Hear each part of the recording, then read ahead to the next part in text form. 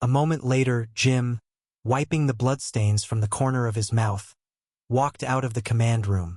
At this moment, the entire military camp was in total chaos. A large number of soldiers who had secretly worshipped the Feathered Serpent God sect started sealing off the camp. Almost most of the mid to low-level officers had defected to the Feathered Serpent God sect. Gunshots rang out occasionally in the camp, and any soldiers resisting the rule of the Feathered Serpent God sect were dragged out and summarily executed. Such scenes occurred in Florida and several nearby states. In the beautiful country, the National Guard belongs to the category of militia, not the regular army of the beautiful country, but rather the military forces of each state's government. Because the beautiful country is a federal nation, these National Guards often prioritize state government interests, with past incidents even involving armed standoffs between the National Guard and the beautiful country government. And it was these National Guards that the Feathered Serpent God sect infiltrated first. The beautiful country is a religious nation, with many soldiers having Protestant traditions. Of course, it's mostly a general belief, but if extraordinary powers truly exist, the speed of believing will greatly accelerate. Moreover, cults are adept at beguiling people's hearts, and coupled with the emergence of extraordinary powers and promises of bestowing such powers, it becomes easy to infiltrate and develop lower-level followers. Many National Guards were thus subverted and defected, becoming members of the Feathered Serpent God sect. After internal cleansing, these National Guards quickly left the camp and began entering various cities, taking control of television stations, police departments, banks, grain reserve warehouses, oil depots, factories, and other important key places. And immediately, La Chica delivered a televised speech. "Hello everyone, I am La Chica, the leader of the Feathered Serpent God sect. Some of you may know me, some may not, but it doesn't matter. Today I stand here to declare to you all that our Feathered Serpent God sect will become the true masters of this country. This country is already terminally ill, with the evil capitalists extracting every last drop, vagrants everywhere, rampant opium. All of this is the result of the capitalists' harm. As the chosen favorites, we Transcendents are the only righteous path for bringing blessing and helping everyone move towards prosperity and happiness. At the same time, I also call on more like-minded Transcendents to join us, to renew this country, we Transcendents." The televised speech lasted for a whole hour. In the cities controlled by the Feathered Serpent God sect, countless citizens were stunned, and the whole world was shocked as well. No one expected that the beautiful country, having just been bullied by the Jekka group, would again be embroiled in occult chaos, truly a calamity. As for the beautiful country's authorities' response, upon receiving the news, they were furious. The beautiful country is a capitalist nation, controlled by the capitalists in the shadows. Naturally, they would not allow a cult with extraordinary powers like the Feathered Serpent God sect to rise, as it is an irreconcilable contradiction. The wealth and resources of the capitalists are their greatest confidence, but if ruled by the Feathered Serpent God sect, power takes precedence over wealth. Without power, capitalists are just lambs to be slaughtered. 99.99% of capitalists don't even have the aptitude to cultivate and feel spiritual energy, let alone become transcendent. These are two completely different paths. Therefore, upon receiving the news, the beautiful country chose war, mobilizing troops to the front lines in Florida and several states to quash the rebellion. A civil war thus erupted, becoming the largest internal conflict since the Civil War. On the border of Florida, in a city with a population of 1 million, a mighty army drove into the place, with countless tanks and armored vehicles forming long lines, stirring up large clouds of dust. La Chica stood on a high building, overlooking below, as fierce ghosts appeared and disappeared behind him, entering the streets. Some Transcendents from the Feathered Serpent God sect also took action. Soon, gunfire and screams erupted all around the city. Fierce ghosts roamed, devouring beautiful country soldiers caught off guard. Hoffman spread his membranous wings and leapt from the high building, gliding in the air. Although he couldn't fly, gliding was flexible enough, especially suited for urban combat, as flying too fast would turn him into a target for armed helicopters and fighter jets, whereas the skyscrapers of the city provided the best cover. Whoosh! A flash of black light followed, and a beautiful country soldier entered an alleyway to investigate, hearing a noise overhead. Just as he looked up, the leading sergeant's head was ripped off. Tyr Hoffman, who tore off the head along with half the spinal column of the beautiful country soldier, landed drenched in blood before the unit, a vicious smile on his lips. Nice skin. The skin quality of you young soldiers is quite good. As his hand caressed the corpse, the dead soldier's skin automatically peeled away, revealing the blood-soaked red muscles and fascia underneath. Open fire. Although the existence of transcendence was already known, witnessing such a horrifying scene still left these dozen soldiers stunned for a few seconds before they responded, raising their guns to shoot while calling for reinforcements. Whoosh, whoosh, whoosh. Hoffman agilely weaved through the hail of bullets. The dozen soldiers were no match for him, and even with rocket launchers and heavy firepower, the narrow and complex city environment was his paradise. Each window, doorway, or even wall could be a spot for him to suddenly attack. The buildings in the beautiful country were mostly wooden rather than reinforced concrete, and these wooden houses couldn't withstand him.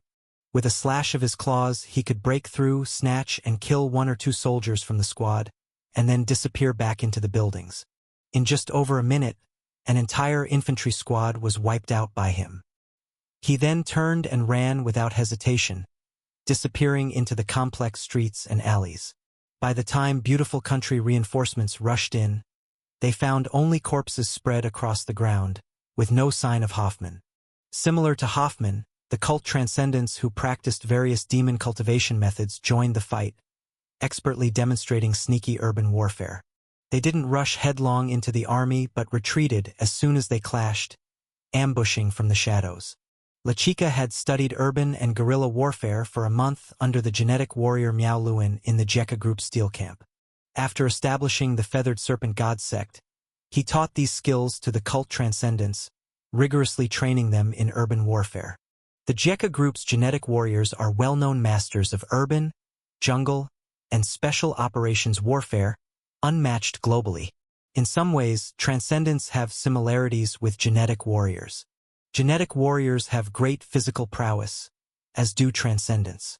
Genetic warriors, by implanting and merging the poisonous insect gene, can acquire several special physical mutation abilities.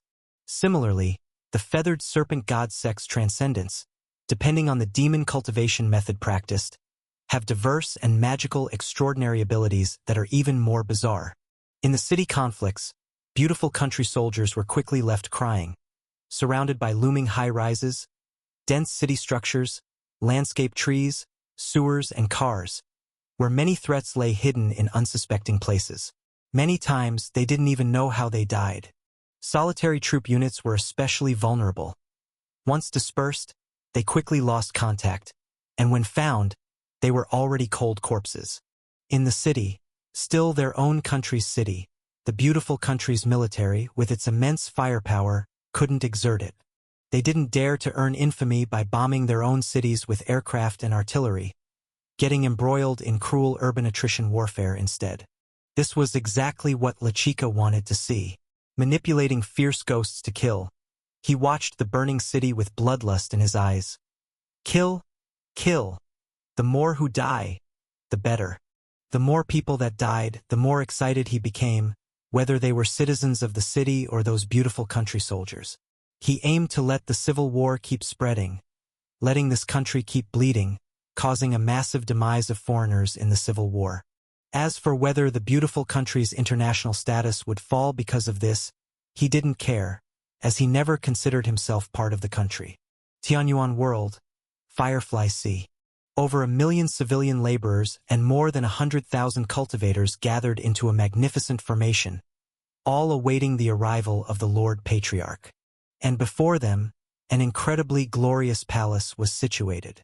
This is the 33-layer Heavenly Palace, a celestial wonder crafted by Ghost Ridge Palace over several years, with millions of laborers, tens of thousands of cultivators, and an investment of over 10 billion spirit stones. The Lord Patriarch has arrived. At this moment, someone suddenly shouted. Everyone looked up, and above the sky dome, a 1,000-hand centipede with a body length of 3,000 meters, bearing over 1,000 pale corpse hands, came soaring. This is the life-bound poisonous insect of the blood demon ancestor, the renowned demon path magnate Su Jie, known throughout the Daily Dynasty along with Su Jie's fame. At this time, Su Jie stood atop the 1,000-hand centipede. Han Ruyan stood on his left, and Lu Yingying on his right. Looking down from high altitude, the newly built 33-layer Heavenly Palace was entirely a sprawling immortal palace complex, with glass domes and starry jade beams like a sky full of stars, covering an area of 3,000 hectares, dozens of times larger than the Forbidden City.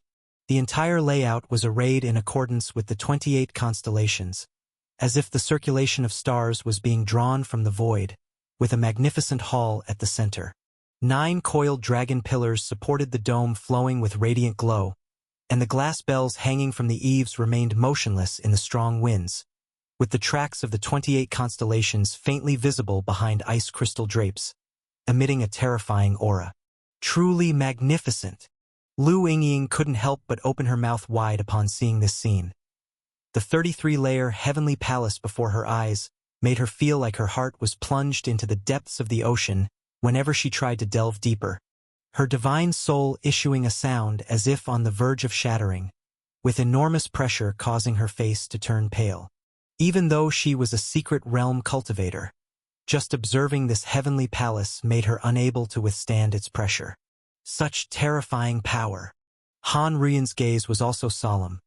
Although the 33-layer Heavenly Palace was extraordinarily grand and luxurious, lacking any ominous killing intent, its overwhelming aura felt like a towering mountain, intimidating all beings, rendering the spiritual energy tides calm and undisturbed. She, being a ghost, could distinctly feel the immense suppressive power. Su Jie surveyed the 33-layer Heavenly Palace, then looked down at the waiting laborers and cultivators, and spoke. All of you have labored for years, building this heavenly palace for me, and you shall all be handsomely rewarded. Congratulations to the Lord Patriarch. With the completion of the heavenly palace, all shall be as smooth as a straight road. The cultivators shouted in unison, and the laborers also showed joy on their faces. Ghost Ridge Palace had always been generous, and they were sure to receive ample rewards. Su Jie did not pay further attention to these matters, as the details of reward distribution were handled by others below. He was already eager to experience the heavenly palace built at the cost of billions of spirit stones. Xiao Qian carried the 3 closer to the 33-layer Heavenly Palace, which had already autonomously activated its defensive array. But once Su Jie produced a token, all arrays dispersed, revealing a passageway. Boom! At the central plaza of the Heavenly Palace, the 1,000-hand centipede landed here. Su Jie jumped down from Xiao Qian's head, curiously surveying all as did the others. Even the annual ringworm awoke from its slumber. Let's take off. After inspecting once over, Su Jie produced a token to control the Heavenly Palace, maneuvering the 33-layer Heavenly Palace to lift off. A tsunami-like roar spread throughout all directions. Clouds and mist rose layer by layer around the Heavenly Palace. Nature's spiritual energy circulated, producing thunderous rumbles like a great ship navigating through stormy seas. As the grand and endless palace complex began to fly through the sky, straight into the clouds. In just the blink of an eye, the 33-layer Heavenly Palace reached an altitude of 100 kilometers. At this height, strong winds began to blow. The ferocity of these winds was such that they could strip flesh from the bone and turn white bones to powder. In Tianyuan world, the sky is divided into 33 layers. As you ascend, the winds become more ferocious, with heavenly fire and divine thunder manifesting, blowing your flesh and bones away, turning your organs to ash, crushing your soul. Even a Purple Mansion late-stage cultivator, once reaching above the 30th heaven, could face instant death with the slightest mistake. However, the 33 heavens have a characteristic where, the higher you ascend, the more concentrated the spiritual energy becomes.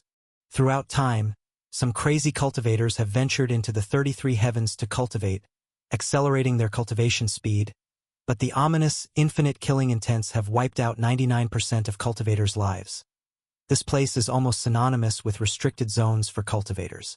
Someone once said that if the 33 heavens lacked these dangers, Everyone in Tianyuan world could become immortal, for the abundant spiritual energy here could boost the number of cultivators tenfold or 100-fold. But despite the dangers of the 33 heavens, Su Jie did not care. The reason the 33-layer heavenly palace was named so is because it can ascend beyond the 33 heavens. 5th heaven, 10th heaven, 20th heaven. The heavenly palace flew higher and higher, with the surrounding scenery completely changing.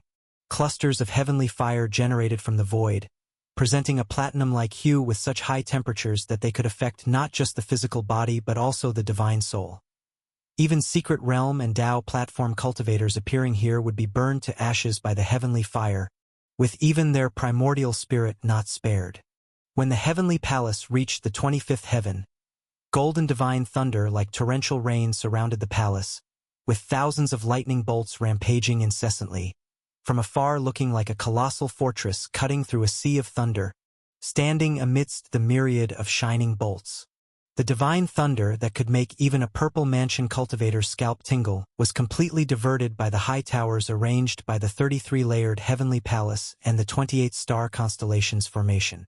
When the heavenly palace reached the 30th heaven, the sky displayed a chaotic scene of vibrant colors, resembling a multicolored rainbow hanging high in the sky. Su Jie felt a slight palpitation in his heart. Those colorful rainbows were actually a mix of strong wind, divine thunder, heavenly fire, void water, tribulation clouds, and other energies. Even if a purple mansion cultivator were to touch them, at the very least they'd be heavily injured, if not meet their demise. Upon reaching this place, the 33-layered heavenly palace fully expanded its protective array. The entire palace was submerged in flowing silver mist, with countless gilded wind chimes at the eaves trembling in unison, and the glow swirling on the coiled dragon pillar, while the central bronze incense burner erupted with a divine radiance. Ripples appeared in the surrounding void, reflecting the churning colorful tribulation clouds outside the sky. The 28-star constellations formation guided all these terrifying energies, and when guiding was insufficient, they opted for a head-on clash. The heavenly palace began to tremble slightly, with the aura from the void becoming increasingly oppressive and terrifying. The colorful tribulation clouds surged turbulently, wave after wave, madly assailing the 33-layered heavenly palace.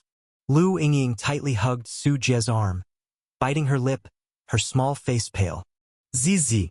The thousand-hand centipede also burrowed into Su Jie's embrace, somewhat agitated and uneasy. It's okay, don't worry.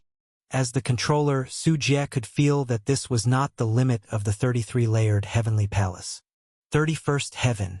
The space started to become chaotic, with void cracks forming and disappearing instantly, and the chaotic space storm raging. 32nd heaven. Time also began to show signs of disorder, with the black and white power of time flowing continuously here, constantly colliding every moment and stirring up terrifying time turbulence. Su Jie could feel that as he flew higher, his connection with the Tao River became clearer and clearer. It was once said that above the 33 heavens is the boundary between the Tao River and reality. Now Su Jie understood this was not an exaggeration. Rumble. As the 33-layered heavenly palace passed through another time turbulence, it finally reached the legendary 33rd heaven. The world suddenly fell silent. All chaos vanished, and the world appeared in a blank space, surrounded by pure white mist.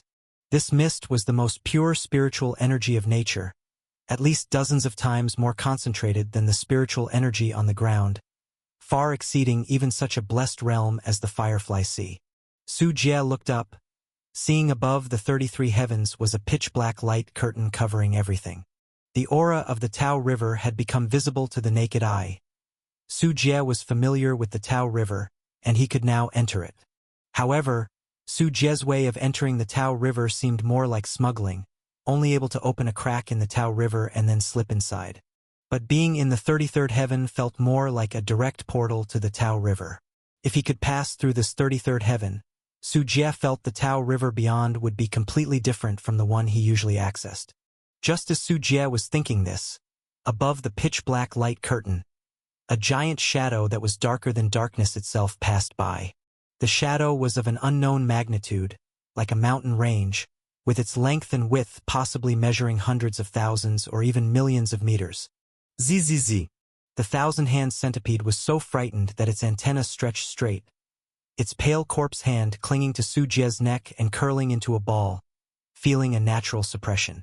The annual ringworm felt a similar threatening aura and quickly burrowed into Su Jie's sleeve, looking extremely uneasy. Goosebumps rose on Su Jie's skin, and an inexplicable tension took hold of him. At his level, there were few things that could make him nervous, yet the presence behind the pitch-black light curtain gave Su Jie this feeling. Behind the black light curtain, the huge shadow seemed to have sensed something. Its endless body paused slightly, and the black light curtain began to cave inward violently, forming a distinctly grotesque, twisted silhouette. Its appearance was like a massive, spiraling assemblage of countless eyeballs, numbering in the billions, forming 6 sky-supporting limbs, a serpent head, a humanoid torso, and it had 8 arms. Just a glance at it conveyed a terrifying aura that sent chills through the body, as if the terrifying creature might crawl through at any moment. A true Tao Chaos creature. Su Jie muttered to himself, cold sweat streaming down his face. Although Su Jie had slain a Tao Chaos creature in the Tao River of Blue Star, that one was merely a juvenile. The one before him was certainly a mature form, its fear-inducing aura magnified tens of thousands of times in intensity. In its presence, Su Jie felt himself to be no stronger than an infant. Buzz buzz. Suddenly, the mysterious ancient mirror in Su Jie's sea of consciousness lightly trembled, its surface seemingly reflecting the Tao Chaos creature behind the black light curtain, causing it to halt its movements.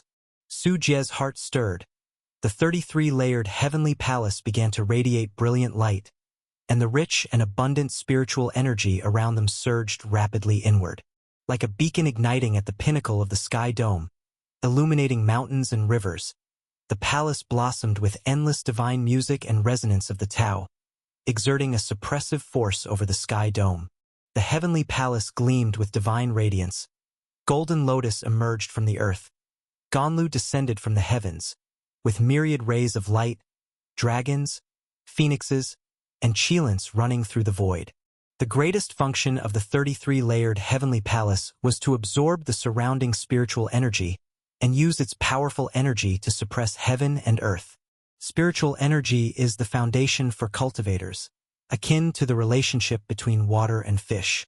Cultivators require a spiritual energy environment for combat to unleash sufficiently powerful might. Relying solely on the spiritual power within themselves pales in comparison to the spiritual energy of heaven and earth. Once the 33-layered heavenly palace absorbs the spiritual energy within 1,000 li, it can create a spiritless environment, making cultivators like fish out of water, severely reducing their combat effectiveness and endurance. Unless one is a cultivator of the Cave Ruins realm, having refined a pocket world with self-sufficient spiritual energy, they would not fear the spiritless suppression of the 33-layered heavenly palace. At this time, the 33-layered heavenly palace drew upon the surrounding spiritual energy, suppressing the black light curtain overhead, applying resistance, while Su Jie rapidly maneuvered the palace to lower in altitude, distancing from the black light curtain. Gradually, the power of the jagged silhouette pressing against the black light curtain weakened. The entity seemed to realize it could not penetrate the light curtain of the 33 heavens, or perhaps it sensed Su Jie's retreat and the massive shadow drew back, slowly disappearing behind the black curtain. Phew! Only then did everyone finally breathe a sigh of relief, and without realizing it, Su Jie's back was already soaked with sweat. What was that? Lu Yingying's voice was dry. That shadow had truly frightened her. A mature form of a Tao Chaos creature. Su Jie slowly replied, his expression particularly grave. Su Jie had already realized that this 33 heavens was not the forbidden and perilous place complained about by Tianyuan cultivators, but rather the greatest barrier protecting the Tianyuan world, preventing those terrifying Tao Chaos creatures from descending. It's like the atmosphere of Blue Star, protecting it from most meteor threats, and preventing direct exposure to cosmic rays, ensuring the survival of life. Without the 33 heavens, Su Jie couldn't imagine what kind of catastrophe would befall the Tianyuan world if those Tao chaos creatures broke in. Zizi. The thousand-hand centipede looked at the disappearing shadow overhead with a hint of envy. Aspiring to evolve into a Tao chaos creature itself, it was far too weak compared to the shadow that had appeared just now, unless it advanced to the 10-turn golden goo, which might make it comparable. I never knew above the 33 there was such a dangerous place. Han Ruyan held the 10,000 soul banner, her expression grave. Don't be afraid, that big fellow can't come in. Su Jie's heart was also filled with concern, but it was nothing he could worry about now. Without reaching the cave ruins realm, he didn't even have the possibility of confronting such a mature Tao chaos creature. After comforting them, Su Jie continued to maneuver the 33-layered heavenly palace, absorbing the abundant spiritual energy here at the 33 heavens. Wherever the heavenly palace passed, vast amounts of spiritual energy were absorbed, becoming reserves for the palace. 1 month later, above the 33-layered heavenly palace, Su Jie stood at the core array eye of the heavenly palace, where there was a pond extending several thousand square meters. The pond was now filled with pure white glowing liquid spiritual energy, the result of a month's effort by the heavenly palace, filling it completely after staying at the 33-layered heaven for a full month. It's time to go back. Looking at the pool of spiritual liquid, Su Jie had a thought, and the mysterious ancient mirror in his sea of consciousness opened a void door. The door kept expanding, and Su Jie continuously increased the intensity of the Yang God, until it opened wide enough to accommodate the entire 33-layered heavenly palace. The next moment, Su Jie activated the 33-layered heavenly palace and directly passed through the void door. In the blink of an eye, the heavenly palace vanished from the 33 heavens and appeared in the silent darkness of Blue Star's space. Array activate. Su Jie took a deep breath, performed a spell, and set the Yin-Yang Tai gathering spirit formation on Blue Star to connect with the 33-layered heavenly palace. The highly compressed spiritual liquid in the pool behind him surged, and spiritual energy flowed through the heavenly palace into the Yin-Yang Tai gathering spirit formation. Rumble. Like a brilliant sea of radiant light spreading, a vast amount of spiritual energy blanketed the entire blue planet. In the past, Su Jie needed to use spirit stones as a substitute. Now, with the spiritual energy absorbed by the 33-layered heavenly palace, Su Jie could finally meet the consumption, further increasing the concentration of spiritual energy on Blue Star and seizing more heavenly Tao fortune. Sure enough, as Su Jie completed this series of actions, the heavenly Tao candle above his head began a new round of explosive growth, expanding more violently and swiftly than before, to a diameter of over 1,000 meters. Swoosh! The mysterious ancient mirror flew out again, drilling into the heavenly Tao candle. Its bronze frame, full of green rust, burned under the heavenly Tao candle, visibly shedding the rust. Su Jie was already used to this. The mysterious ancient mirror acted similarly last time. Regarding the origin of this mysterious ancient mirror, Su Jie was still in the dark. At the same time, ear-piercing alarms rang out in aerospace centers worldwide. As a new round of spiritual energy revival began, all transcendent beings on Blue Star could feel the rapid increase in the air's concentration of spiritual energy. Although ordinary people couldn't perceive the presence of spiritual energy, they witnessed celestial anomalies in the sky dome. The operation of the Yin-Yang Tai gathering spirit formation caused the sky to manifest a suspended white sun, emanating massive divine energy fluctuations. This wasn't the first time. The previous appearance of the white sun had ushered in the extraordinary era on Blue Star, but seeing it again still stunned billions worldwide. As the spiritual energy concentration deepened, various plants on Blue Star began to grow crazily, and the fierce beasts inhabiting deep mountains, forests, oceans, and seas became excited and active due to the change in spiritual energy concentration. In major countries worldwide, panic ensued, for they had all detected the presence of the 33-layered heavenly palace in space. After all, a massive object covering over 1,000 hectares, equivalent to 1,400 standard football fields, appearing in space was impossible to ignore. Paris, European Space Agency, Astronomical Observation Center. Director Ashbachel hurriedly arrived there. The observation center was already crowded with astronomers, each with faces full of disbelief like they had seen God himself. Director, at 11 hours 23 minutes and 35 seconds this morning, we observed a massive shadow contour in blue star space, situated in geosynchronous orbit, about 36,700 kilometers above the ground, an artificial spacecraft. Caven, in charge of the observation center, reported to Ashbachel while sweating profusely. "Let me take a look." Ashbachel quickly approached an advanced astronomical telescope. The telescope already had its parameters set for observation, and through it, Ashbachel saw part of the heavenly palace's outline in space. A massive and magnificent immortal palace complex, standing majestically, emitting a mysterious halo. "Oh God! Is this the power of God?" Previously skeptical, his heart now raced as if witnessing a miracle, murmuring unconsciously.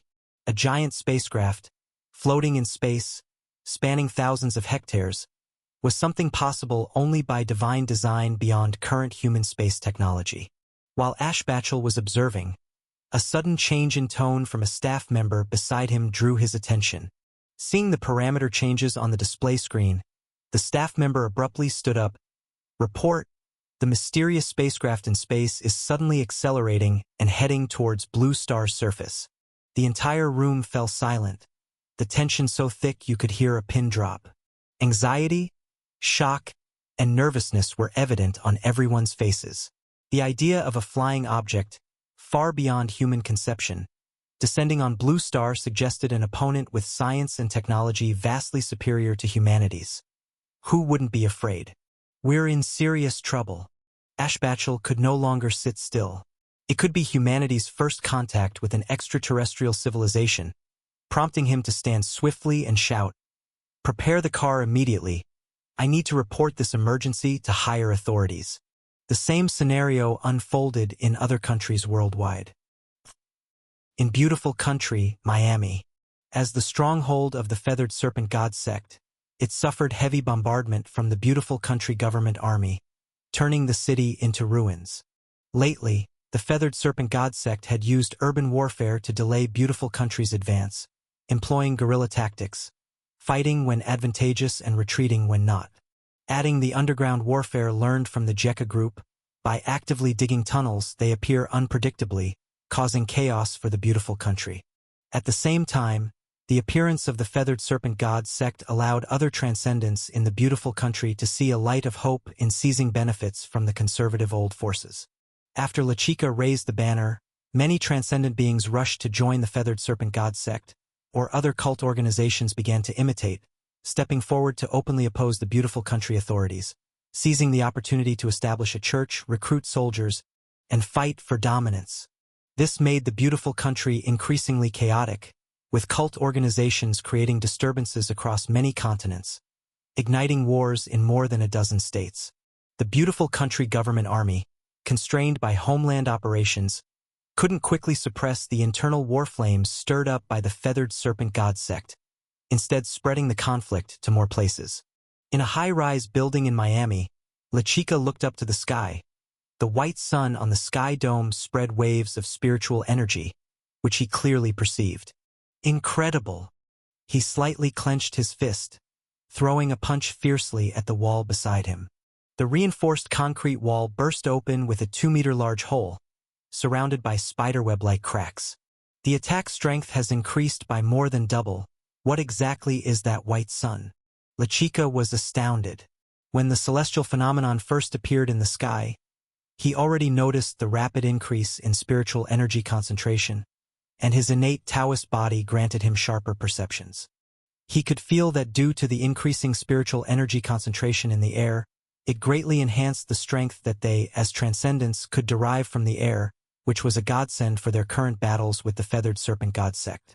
Suddenly, as LaChica was experimenting with the environmental changes around him, above the beautiful country's atmosphere, countless clouds rapidly formed together, the cloud layers continuously lowering, as if some invisible entity was about to descend. A strong palpitation was born in LaChica's heart, as something seemed to be attracting him within the unseen cloud-layered void. This palpitation grew stronger and stronger as time passed. If anyone could see LaChica's heavenly Tao candle, they would find it beginning to expand and contract intensely, undergoing changes. The spring river water temperature is known by the ducks first. The change in spiritual energy recovery on Blue Star makes people like LaChica, the child of heavenly destiny, sense it first and instinctively be influenced by the heavenly Tao fortune. As the saying goes, the times create heroes, and heroes can also create the times.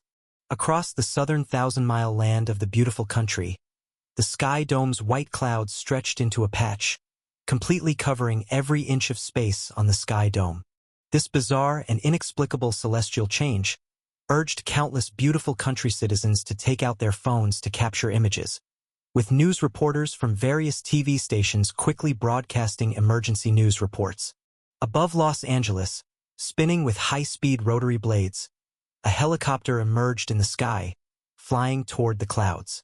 The side of the helicopter bears the three letters CNN, indicating it comes from one of the world's renowned news channels, CNN, the beautiful country cable news network.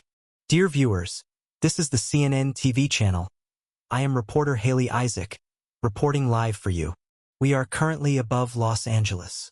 Just now, following the appearance of the white sun celestial phenomenon, our sky has shown another new celestial anomaly, with large amounts of clouds abnormally converging together.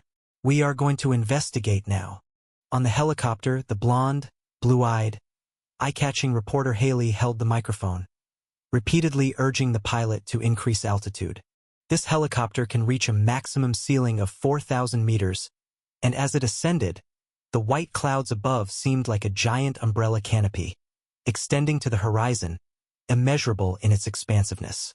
The cloud layer is extremely thick. Visibility is beginning to diminish. Continuing to ascend carries risk. The helicopter pilot couldn't help but shout, the cloud layer ahead making him uneasy. Despite being merely kilometers from the ground, visibility was extremely poor. Haley, quickly, our current viewership has already topped the beautiful country's first, breaking records. Quickly head to higher skies to see more. At this moment, Haley's earpiece transmitted the excited voice of the director, whose volume was so loud it made Haley's ears hum. After coming back to her senses, Haley's face flushed with excitement, instantly shouting at the pilot, "Fly higher. We need to learn more of the truth." In front of such big news, still record-breaking, no reporter could remain calm. With the promise of bonus pay, the helicopter pilot continued to ascend.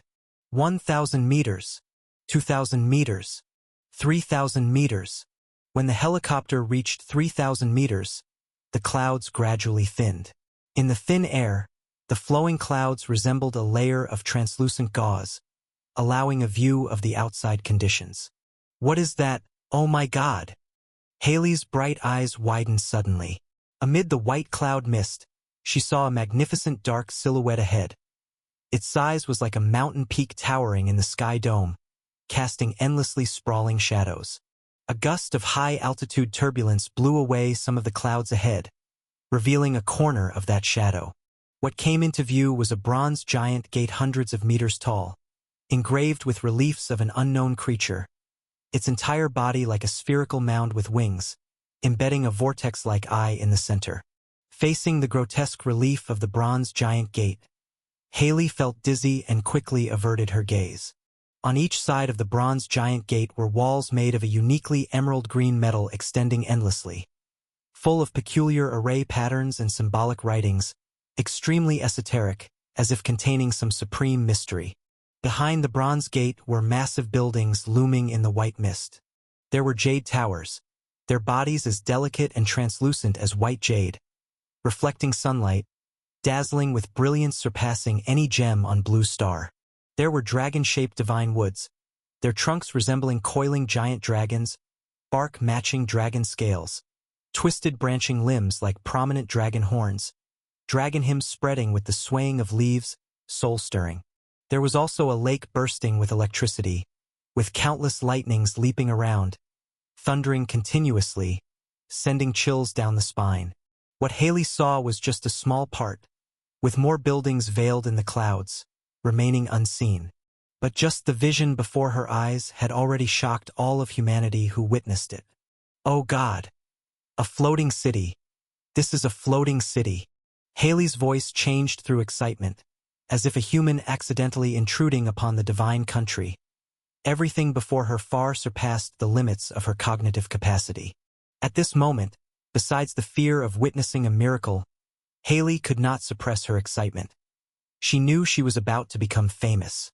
Meanwhile, CNN's viewership soared, with countless viewers before televisions witnessing this thrilling live broadcast. A floating city hovering thousands of meters in the sky. Immediately, a torrent of heated discussions erupted like a volcano. I swear this is definitely an alien civilization visiting Blue Star. We're all doomed. The universe is just a dark forest. I've always said not to broadcast deep space probes and electromagnetic signals into space. Now we've attracted alien civilizations hunting us down. We're all dead. Alien civilization? I don't think so. Instead, I find the architectural style of this floating city somehow similar to the style of Penglai Fairy Island. I also think the styles are similar. Legend says Penglai is one of the 3 immortal mountains overseas. And these immortal palace buildings floating among the clouds must be the mythical Heavenly Palace. Stop talking. Hurry and stock up on food. The end of the world is coming. The news of the floating city spread like lightning, through TV, radio, internet, print media. This was the undeniable hot headline, causing global shock. And La Chica, also watching CNN's live broadcast, suddenly stood up in surprise, shouting, "Feathered Serpent God!" It was the grotesque relief on the bronze giant gate. It was identical to the feathered serpent god's strange image he'd glimpsed once, half awake, when he first began learning the netherworld soul summoning technique. Feathered serpent god, or whatever divine being there was. La Chica originally didn't quite believe in this himself, merely using it to gather people's hearts, branding himself with a grand and lofty identity background, just like ancient emperors usurping power, always finding prestigious ancestors to highlight their noble bloodline. Undoubtedly, La Chica, who claimed to be baptized by the feathered serpent god as a sect leader, could better rally people under his banner. Only La Chica, who founded the feathered serpent god sect, never imagined one day he might see the real feathered serpent god.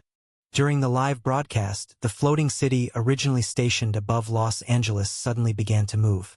It was like a giant ship sailing through a sea of clouds. As Halia was dazzled, the massive floating city accelerated continuously, sinking into the undulating cloud sea. My God!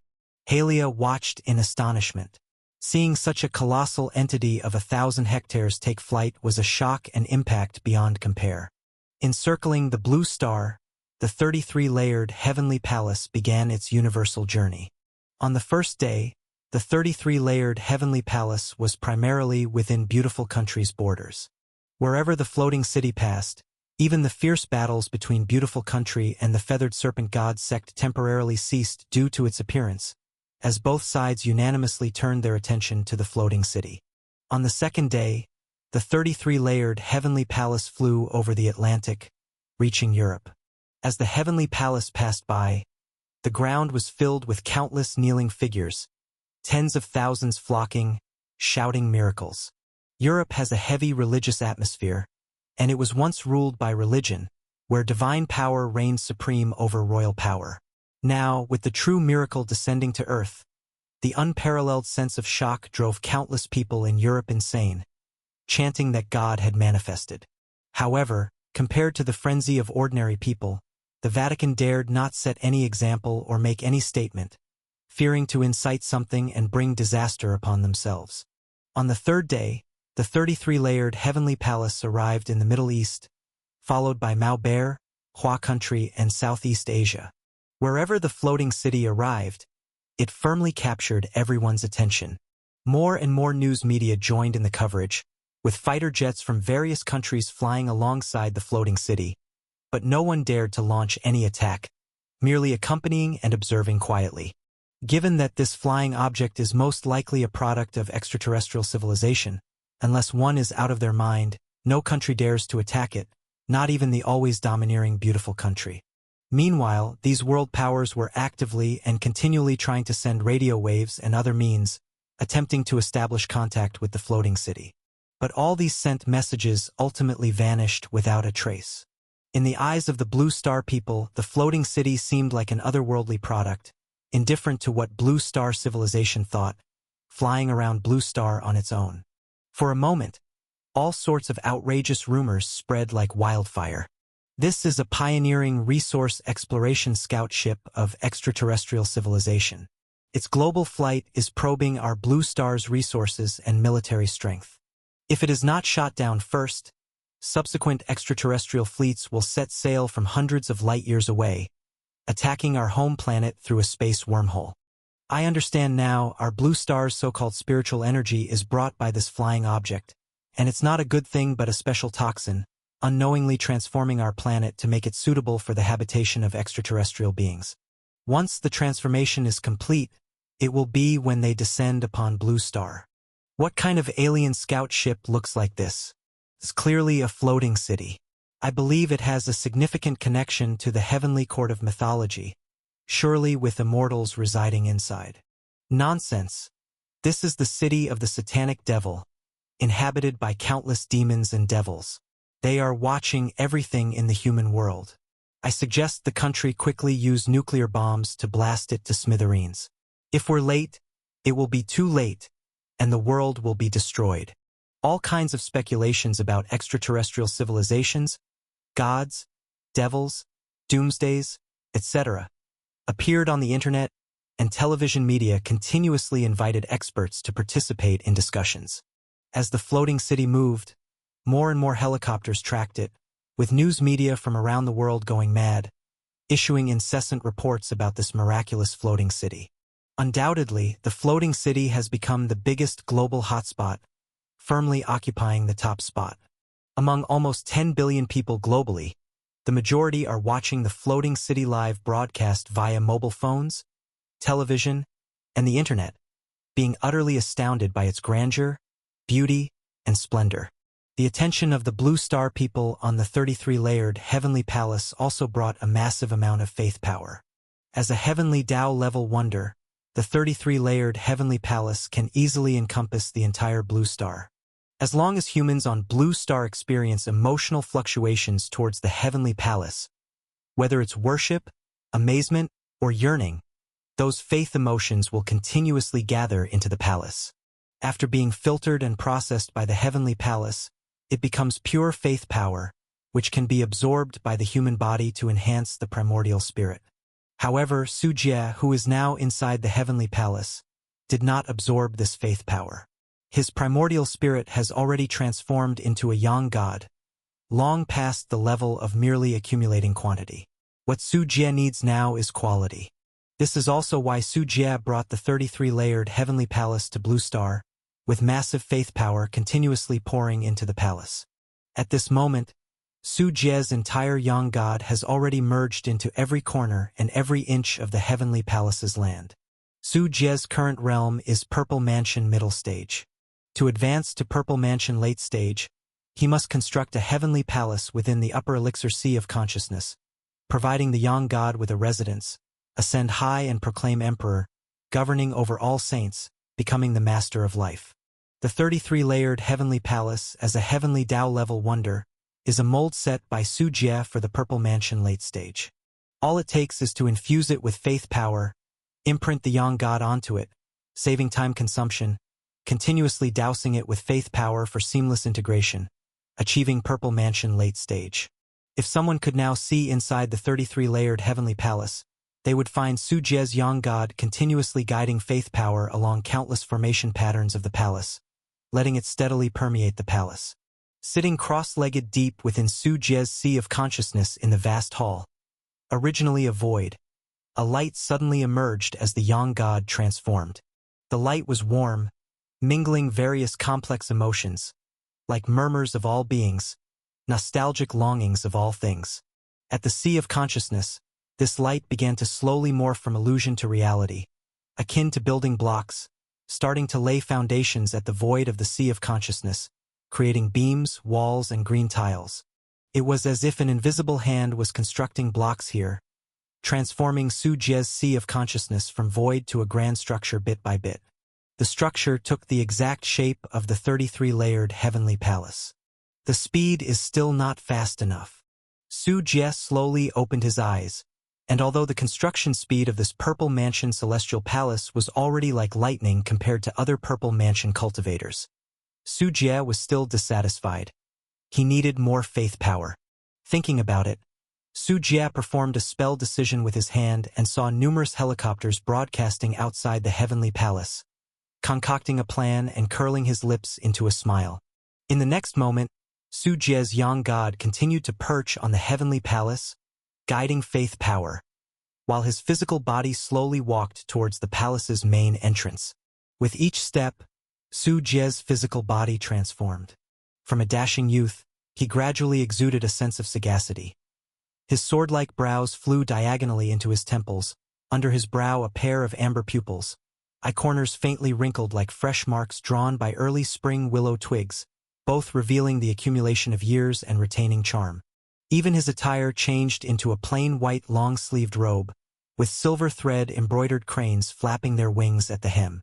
As he thought, a virtual shadow of 9-grade golden lotus appeared beneath Su Jie's feet, his right hand holding the emerald-green holy Bodhi tree, with a long sword hanging at his waist. Gazing at his image in the jade pool, Su Jie chuckled lightly with satisfaction. Now this image should be intimidating enough.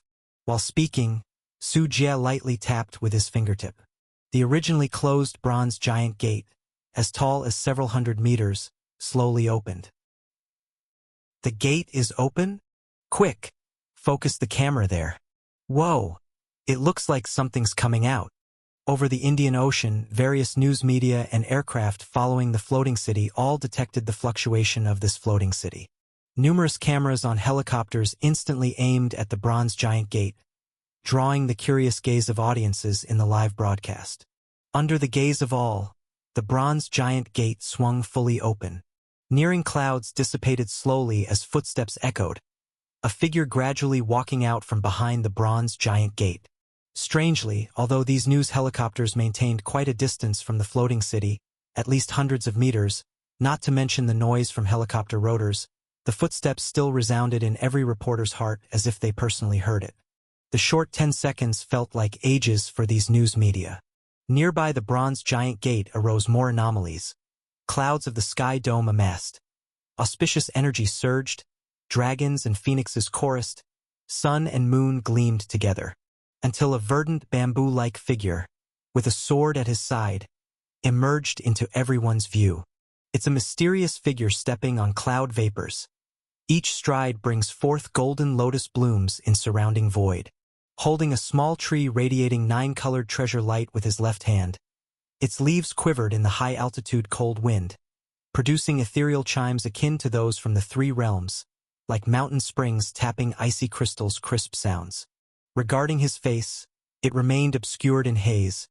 Only a pair of pale gold shards flashed, capturing hearts as if they could see through every soul present, including all humans watching the broadcast, minds momentarily dazed as though witnessing some untouchable existence, inner turmoil and unrest. On the helicopter, the cameraman's body shivered upon seeing this figure, feeling feeble, certainly far more threatening than any flood beast. Reporters inhaled sharply, clutching microphones, their speech now stuttering rather than fluent. I speak to human civilization. You may call this entity God or immortal. The voice emitted from the figure, spoken in completely unfamiliar language, yet on sight everyone understood its meaning. As if electrified, hearing this self-proclaimed God's words, the air turned still. For the sound rang not only for live reporters but spread across all corners of Blue Star. Whether in faraway Africa tribal villages, Western capitalist aristocrats, or Eastern common folk, everyone simultaneously heard this sentence in their heart. It's as if it surfaced right in their minds, bypassing the ears. Su Jie wore a hint of a smile. To Blue Star, at this moment Su Jie was indistinguishable from gods, possessing hundreds of times lifespan than average, capable of mountain-crushing annihilation effortlessly. Blue Star's ultimate weapon, nuclear bomb, being mere firecrackers to him. God! He claims to be God. Fake, this is extraterrestrial civilization's deception, he's merely bluffing. India is closest to the floating city. Quick, drop the nuclear bomb. Any delay might be too late. Not that, I fear India drops a nuclear bomb on my home. Let Jekka Group drop them instead. I knew it. The floating city is the magnificent divine country of God. I guessed correctly. This is God's heaven. There might be angels inside. Bullshit. It's evidently the heavenly court of our Hua country. Countless viewers, flustered, expressed ineffable excitement. A genuine deity surfaced in the mortal realm, tantamount to a nuclear blast. God, can't be true. It defies science. A female reporter muttered, feeling her worldview shattered, having grown up with scientific education, evidently struggling to accept God's being real as anything more than absurd. No sooner than she finished speaking, she stiffened when that self-proclaimed divine being emerging from the bronze giant gate cast one pale gold sinister glance her way. Run, run fast. The female reporter panicked. The helicopter pilot felt a shiver down his spine, quickly maneuvering the helicopter to retreat. Science. Su Jie chuckled lightly, mildly waving. Clouds gathered forming turbulent silver waves, freezing the helicopter mid-air, akin to an insect encased in amber, remaining static above. The sight bizarrely captured all onlookers' horror. Spiritual energy commenced by me. Ancient gods return. New god ascends. The world shall usher in a mythical era. Another surge of life's evolution, or a doomsday lamentation. Su Jie retained calm, each word resonating like a giant bell, resonating across Blue Star. Law arrays surrounding Blue Star's magma earth veins burst forth with brilliant divine radiance. Pure light columns piercing skyward. Boom! Boom! The holy Bodhi tree dropped from Su Jie's hand, plunging directly into the ocean. In an instant, unleashed chaos ensued. Robust roots akin to coiling dragons penetrated thousands of meters deep seabed, inciting towering waves. Towering tens of thousands of feet, the massive tree fully expanded like a green canopy blotting skies and sun. Mighty trunks sprouted leaves imbued with sacred charm like lanterns suspending from the sky dome, illuminating the world. The 33-layered heavenly palace settled atop the sprawling magnificent tree crown of the holy Bodhi tree. Concurrently, Su Jie's voice disseminated across Blue Star.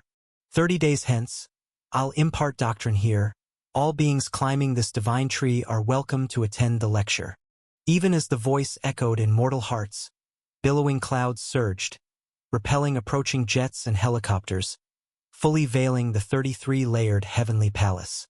Only the holy Bodhi tree stood firm in the Indian Ocean, rooting deep beneath sea, its crown piercing clouds, reaching beyond the atmosphere, resembling a world tree supporting heaven and earth, shocking every Blue Star human who witnessed this scene. The first deity of Blue Star has appeared in the world. What will the future hold? It is reported that the divine tree left behind by the deity of India still stands tall, and many devout believers have gone to the divine tree to pay their respects. The famous transcendent Ms. Shun Xueqing recently responded to reporters' questions, announcing that she will go to listen to the deity's teachings. Multiple military ships have gathered in the Indian Ocean area, and this might become the center of global attention in the future. Protests have erupted in many parts of Europe, demanding the restoration of the system above divine power, which has now been strongly suppressed by the military police. The entire world is boiling over the fall of the towering holy Bodhi tree into the Indian Ocean. Even the most scientific believers couldn't speak upon witnessing the holy Bodhi tree and floating city standing in the Indian Ocean. Such miraculous creations can only be accomplished by deities. This was followed by the generation of a large amount of faith power, converging from all directions of Blue Star towards the 33-layered heavenly palace. In the days that followed, news related to the deity, the holy tree, and the floating city not only didn't lessen but also continued to intensify. Due to the deity's promise of lectures, various popular science regarding the spiritual energy recovery spread widely, and many Blue Star people began to explore related extraordinary abilities. As the time for the promised lecture approaches, people from all over Blue Star come to the Indian Ocean, preparing to climb the holy Bodhi tree to gain the opportunity to hear the teachings. A month passed in the blink of an eye. In the Indian Ocean, countless ships spread across the surface of the sea, including warships, research ships, cruise ships, sightseeing boats, and passenger ships, creating a vast sea of sails and boats.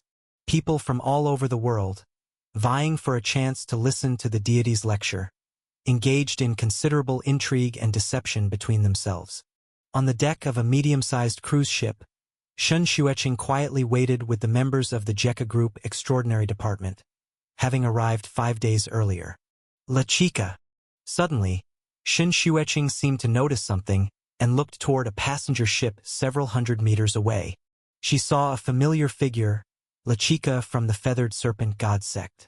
La Chica also noticed her, nodding slightly without intending to reveal himself, especially since Beautiful Country's warships were nearby, and if he were discovered, they would likely fire to eliminate such a significant threat.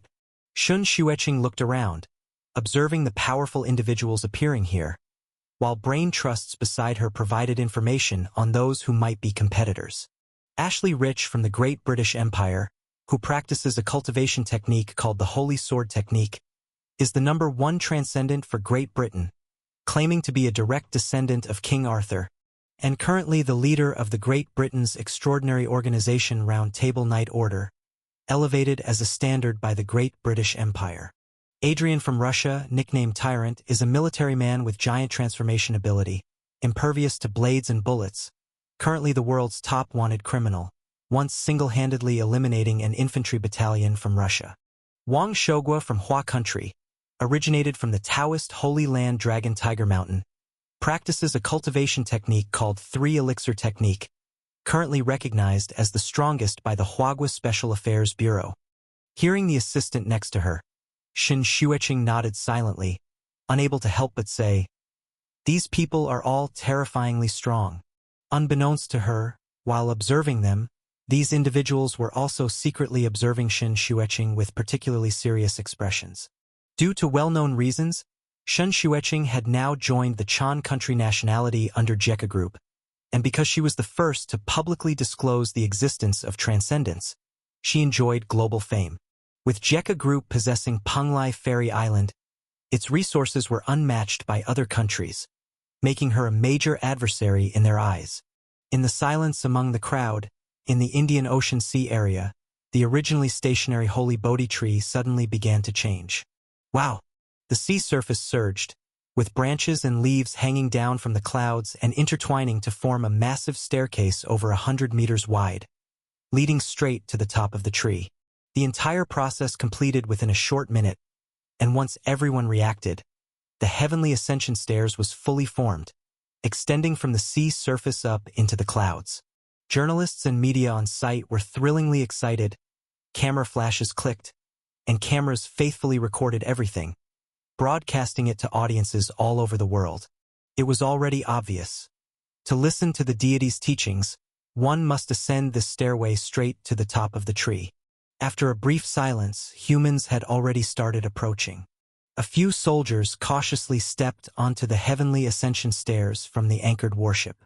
However, as soon as they steadied themselves, they felt a tremendous pressure, as if they had suddenly arrived on a planet with 3 times gravity, with both their bodies inside and out oppressed, panting heavily and breaking out in cold sweat after only a few steps. The farthest one only managed to go a mere 100 meters, far from the tree crown, left with nothing but wistful sighs. Ordinary people tried one after another, from so-called soldier kings to fitness enthusiasts and Olympic champions, all failing on the heavenly ascension stairs. Until Transcendence began climbing the stairs, a man in sportswear who appeared thin and weak stepped with steadiness. While others managed only a couple hundred meters at most, he advanced 500 to 600 meters. Although his face appeared a bit pale, it was much better than ordinary people. Observing the spiritual power fluctuations around him, his identity was unmistakable, an authentic transcendent. Soon, more and more transcendents appeared, climbing the heavenly ascension stairs leading to the canopy clouds. "Let's go too." Shen Xueqing stretched a little. With a light tap of her foot, she leapt from the cruise ship deck, landing lightly on the sea surface as if walking on solid ground. The seawater couldn't wet her pants, let alone drown her, as she gracefully walked on the sea towards the heavenly ascension stairs, attracting quite a bit of attention. Humph! What's there to show off? In the Great British Empire's team, Ashley, a holy knight from the beautiful country with long golden hair and exquisite features, snorted lightly. Seeing Shen Xueqing stealing the spotlight, she got competitive. She drew a golden long sword from her waist and slashed forward forcefully. The sword chi cut a wave in the sea, and she flew out with it, getting herself propelled forward by the waves beneath her feet. "Watch me!" Tyrant Adrian grinned with excitement. Standing at 2 meters tall, muscles robust, he stomped heavily, causing the small boat he sat on to shake violently. He leapt dozens of meters, dashing across the sea surface, each step like a kilogram of TNT exploding underfoot, sending the seawater splashing and propelling him into the air, quickly approaching the heavenly ascension stairs. Among the Hua country's Special Affairs Bureau team, the Transcendents turned to look at the leading elder, Wang Shogua, with his snow-white goatee and childlike features. The young lay practitioners are truly spirited. I won't join this ruckus. I'm too old to handle such excitement. Wang Shogua smiled gently, steering the boat closer to the heavenly ascension stairs without revealing any special skills. Lachika, wearing a mask and sunglasses to disguise his identity, also unremarkably boarded the heavenly ascension stairs. In the blink of an eye, the arrival of each transcendent, showcasing their divine skills, intensified the invisible competition. Ascending the heavenly ascension stairs isn't the end. Even for transcendents, climbing all the way up isn't easy. The further up, the stronger the invisible gravitational pressure. After 1,000 meters, transcendents gradually began to fall behind, and the higher they climbed, the more fell behind. Many transcendents used all their strength and abilities to no avail. Without sufficient strength, they simply couldn't ascend. The line of transcendents on the stairs became sparse. Those who could keep climbing were undoubtedly the elites among transcendents. By this time, all the transcendents meant to ascend the heavenly ascension stairs were there, leaving ordinary people to watch longingly. Just as many journalists and media on the sea were speculating how many people could reach the top. A wave suddenly rose on the sea surface, and a massive whale leapt out of the water. On its broad back, a dark figure quickly climbed down and slipped onto the heavenly ascension stairs. Everyone focused their eyes, all stunned, because it turned out to be a black bear spirit, covered in black fur except for a crescent of white on its chest and neck, with a round head and body. Few finally caught up. I was so tired out. The black bear spirit spoke human words with a heavy accent, smiling with a human-like expression. As it spoke, it strutted on 2 legs, walking only on its hind legs, leaving everyone wide-eyed. The black bear has become a spirit. A demon. This is an ancient monster that can speak human language. Stay away from it or it might go berserk and bite. These northeastern bears are the most brutal, eating people without batting an eye. I know it's the Bear King from our northeast that became a spirit. It's said that it was raised by a farmer from a young age, gained intelligence after the spiritual energy recovery, learned human language and culture, then disappeared into the deep forests and unexpectedly showed up here. On the stairs, transcendents instinctively avoided it. Damn, thought I had no accent. Got recognized anyway. The black bear spirit rolled its eyes. Despite walking on only 2 legs, it moved swiftly, jogging where others could only walk, appearing at ease. At 5,000 meters, more than half of the transcendents had fallen behind. At 10,000 meters, less than 1 in 10 could still persist. Continuing up, the pressure of the stairs intensified. Even the strong in the first group, like Shen Xueqing, were drenched in sweat, including the black bear spirit, which had already reverted to its 4-legged stance. Another hour passed. Only a sparse 100 transcendents remained in the group, and just when everyone felt they could hardly hold on, the clouds ahead gradually dispersed, revealing the outline of a massive building in everyone's sight. It's the floating city. Everyone was overjoyed, quickening their pace, rushing forward with all their might. Having endured to this point, no one wanted to give up at the final step. Finally, As the several hundred meters tall bronze gate of the floating city slowly opened, the overwhelming pressure that nearly suffocated them vanished without a trace after they ran in, gasping for breath. Many collapsed onto the ground without caring for their image, letting sweat soak the ground. Phew, is this where the god resides? It's far more splendid than my own den. The black bear spirit looked around excitedly. Here, splendid and grand buildings were surrounded by spirit roots and spirit trees, including thousand-year-old ginseng, immortal Ganoderma, spirit fruits, making it drool. Bears are omnivorous, so eating plants was on its menu too. But unfortunately, the black bear spirit could only look without daring to eat. This was the domain of the gods. No matter how bold, it wouldn't dare misbehave here. Who knows what would happen if it ate roots planted by the gods? It could end up as roasted bear meat. Wiping away drool, it suddenly felt many gazes fixed on it, especially a woman's stare, raising its hackles with a strong sense of threat. Roar, woman, what are you staring at this king for? The black bear spirit glared at Shun Xueqing, baring its teeth, looking difficult to deal with. It really talks. A bear so smart might even steal Kasaya. Shun Xueqing was full of amazement, intrigued. You're the one who steals Kasaya, your whole family steals Kasaya. The black bear spirit turned black in the face, but with its naturally black fur, no one could decipher its expression. Others didn't join the discussion, cautiously walking along the expansive avenue extending behind the bronze giant gate. They had gone through all kinds of hardships to hear the holy words of the gods. A fierce beast with intelligence that could speak human language, no matter how extraordinary, couldn't compare to such a grand opportunity. The group moved forward and finally arrived before a grand hall. Inside the hall, incense burner smoke curled upwards. At the center stood a divine statue, appearing too indistinct to discern clearly. Before the statue, there were 5 cushions on the ground, emanating astonishing spiritual charm and radiance, seemingly containing myriad profound truths, giving a refreshing feeling. I'll sit down first.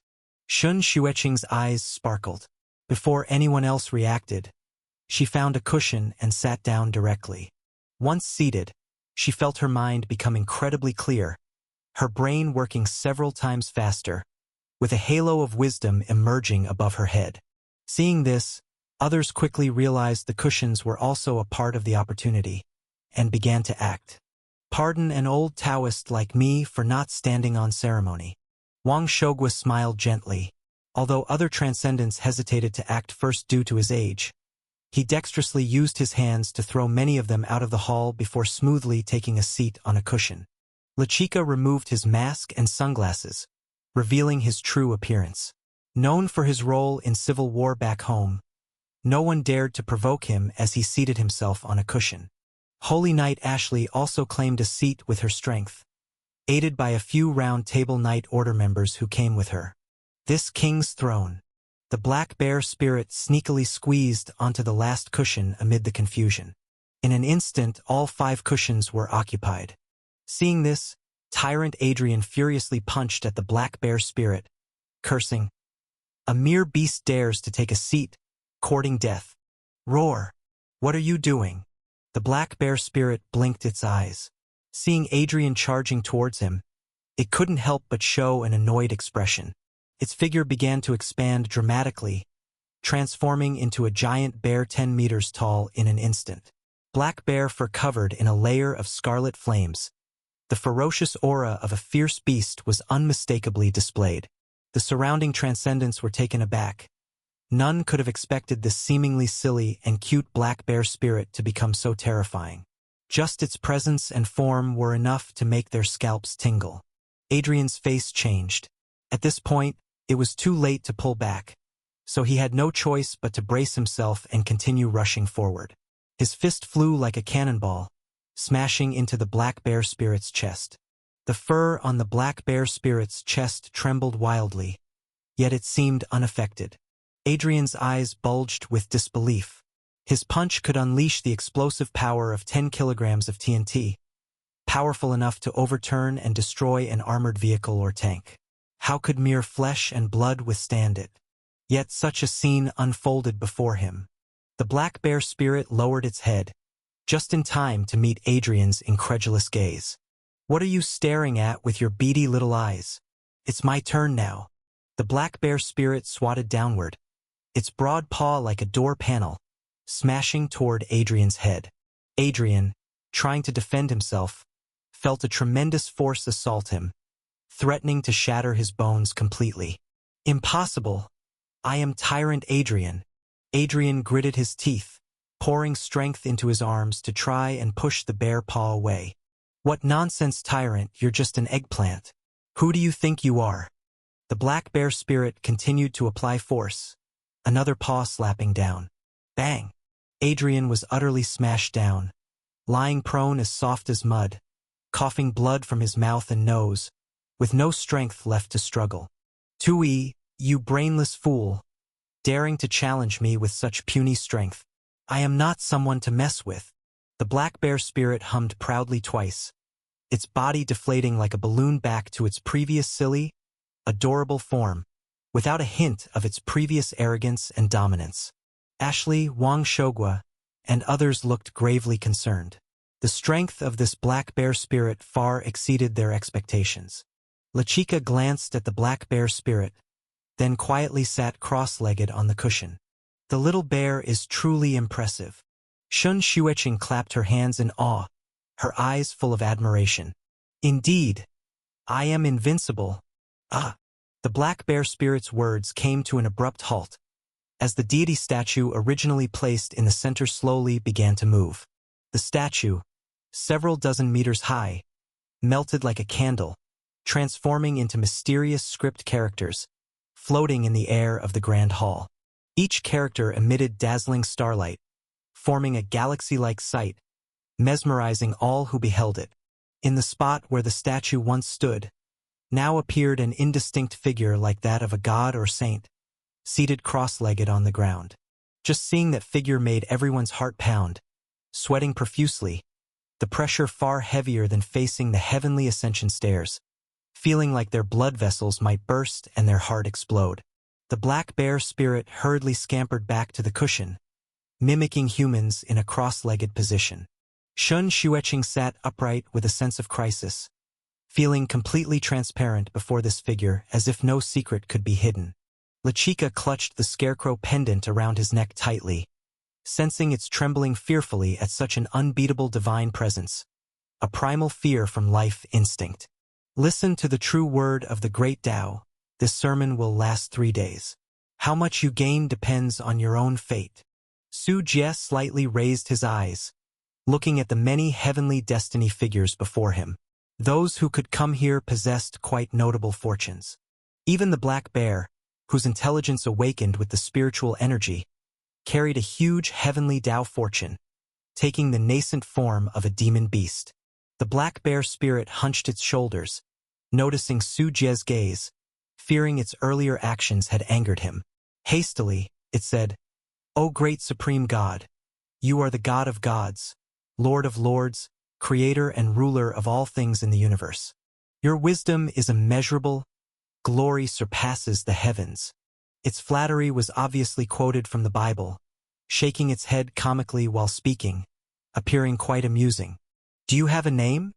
Su Jie slowly spoke, the black bear spirit before him having exceedingly strong heavenly Tao fortune, possibly becoming Blue Star's demon ancestor in the future. No. Please, Lord God, grant me a name." The black bear spirit, perhaps having lived among humans, seemed more like a person than a beast. "Black as coal, strong as a mountain, crescent moon on your chest, born with fierce fire. I shall call you Xiong Yenyu." Su Jie chuckled softly and casually gave a name. The world seemed to resonate, and the heavenly Tao fortune above the black bear spirit's head grew significantly stronger. Su Jie was the source of Blue Star's spiritual energy recovery, and now as Blue Star continuously adapted to its new spiritual energy environment, his actions and words could influence the operation of Blue Star's heavenly Tao to a certain extent. "Xiong Yenyu, I have a name now, I have a name now. Thank you, Master. Thank you, Master." The black bear spirit smiled widely, showing its teeth, immediately addressing Su Jie as master. The surrounding transcendents watched with envy. Establishing a connection with a legendary deity was utterly fortuitous. This time, I will only speak of the great Tao, and speak of nothing else. Su Jie took out the 9-grade sacred lotus, and everyone felt refreshed and more insightful. Then Su Jie wasted no more words and began his sermon. The Tao arises from the formless, nameless, soundless, colorless, tasteless. It naturally follows the path of void, takes nature as its root, maintains the essence of the serene and mysterious Yuan Qi, with limitless potential. There is no facade or substance, no above or below, no before or after. It exists in tranquility, born before heaven and earth. Its profound truth is vast and encompassing, elusive to name. Hence it is called Tao. Su Jie started with the most fundamental principles of spiritual creation, then moved on to the divisions of the Yunling realm. During this process, 7-colored immortal light cast through the great hall, golden flowers filled the air, and auspicious qi lingered. The golden characters originally hovering in the sky began to transform following Su Jie's sermon, forming mountains, rivers, birds, beasts, plants, and trees. Over 100 transcendent beings at the pinnacle listened intently, each holding their breath, not daring to let their minds wander, occasionally having moments of sudden enlightenment, but not daring to shout out in excitement, only containing their inner thrill and excitement. Although they lived in an era of technological explosion, their understanding of the mysterious energy of spiritual qi, compared to Tianyuan world, was as vastly different as that between primitive people and modern humans. Although Su Jie spoke of the most basic concepts, which in Tianyuan world even an outer disciple could recite backward, for those present, it was akin to sacred teachings, resolving all kinds of confusion in their hearts. The 9-grade sacred lotus played a crucial role in this. The golden divine light of enlightenment it emitted shrouded the hall, enlightening minds, filling spirit and essence, and making cerebral neurons fire tens of times faster than usual.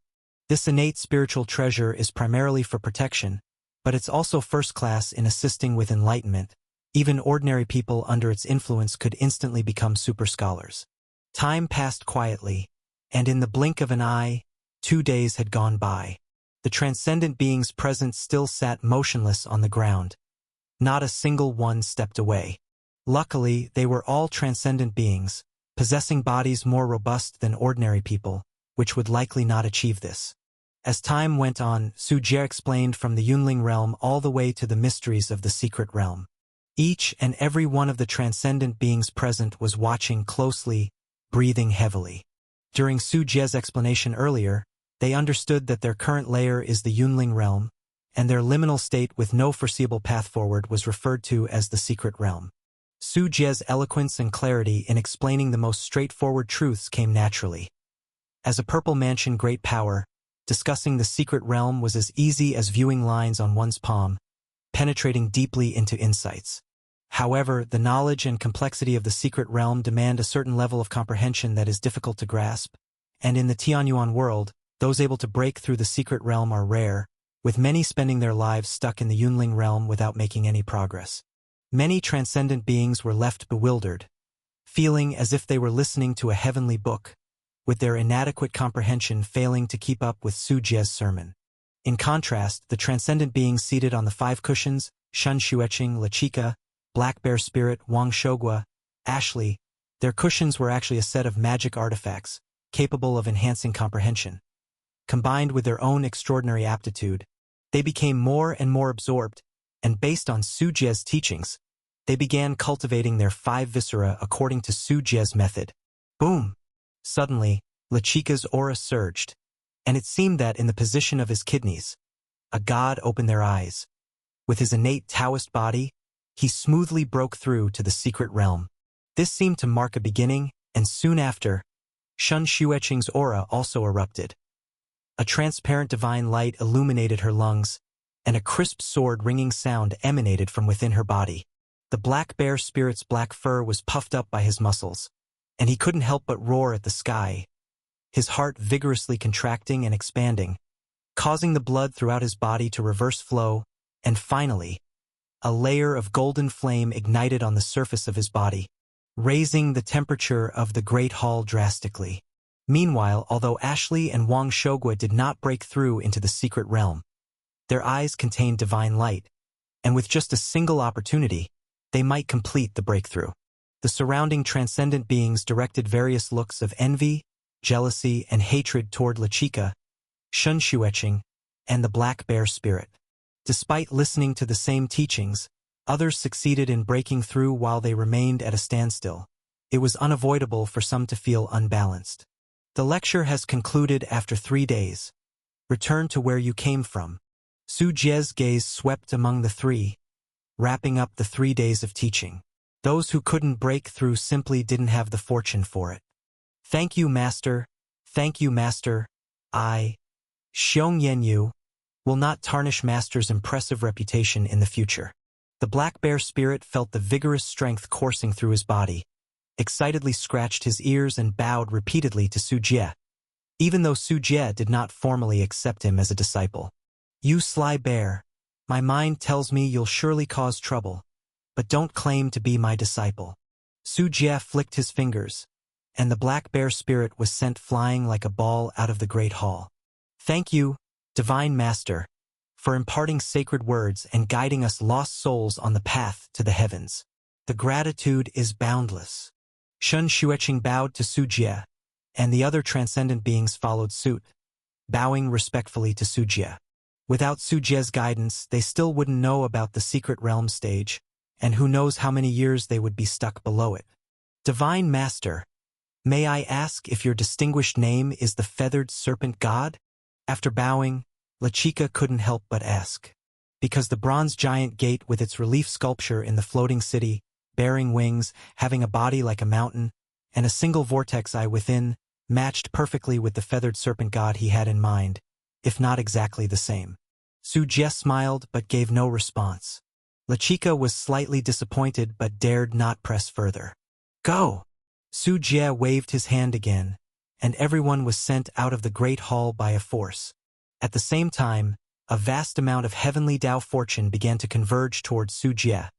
The sheer volume utterly ignited the heavenly Tao candle above Su Jie's head, making it shine as bright as a blazing sun. It was evident that Su Jie's teaching activities, narrating about foundational spiritual energy, spiritual creation, the mysteries of the secret realm, among other knowledge, equaled pioneering for the Blue Stars cultivation system, laying the groundwork for a previously obscure Blue Stars cultivation system, bearing great significance and resonating with the heavenly Tao. Su Jie's already flourishing heavenly Tao fortune became even more terrifying, which if observed by the people from the Tianyuan world, would no doubt amaze them.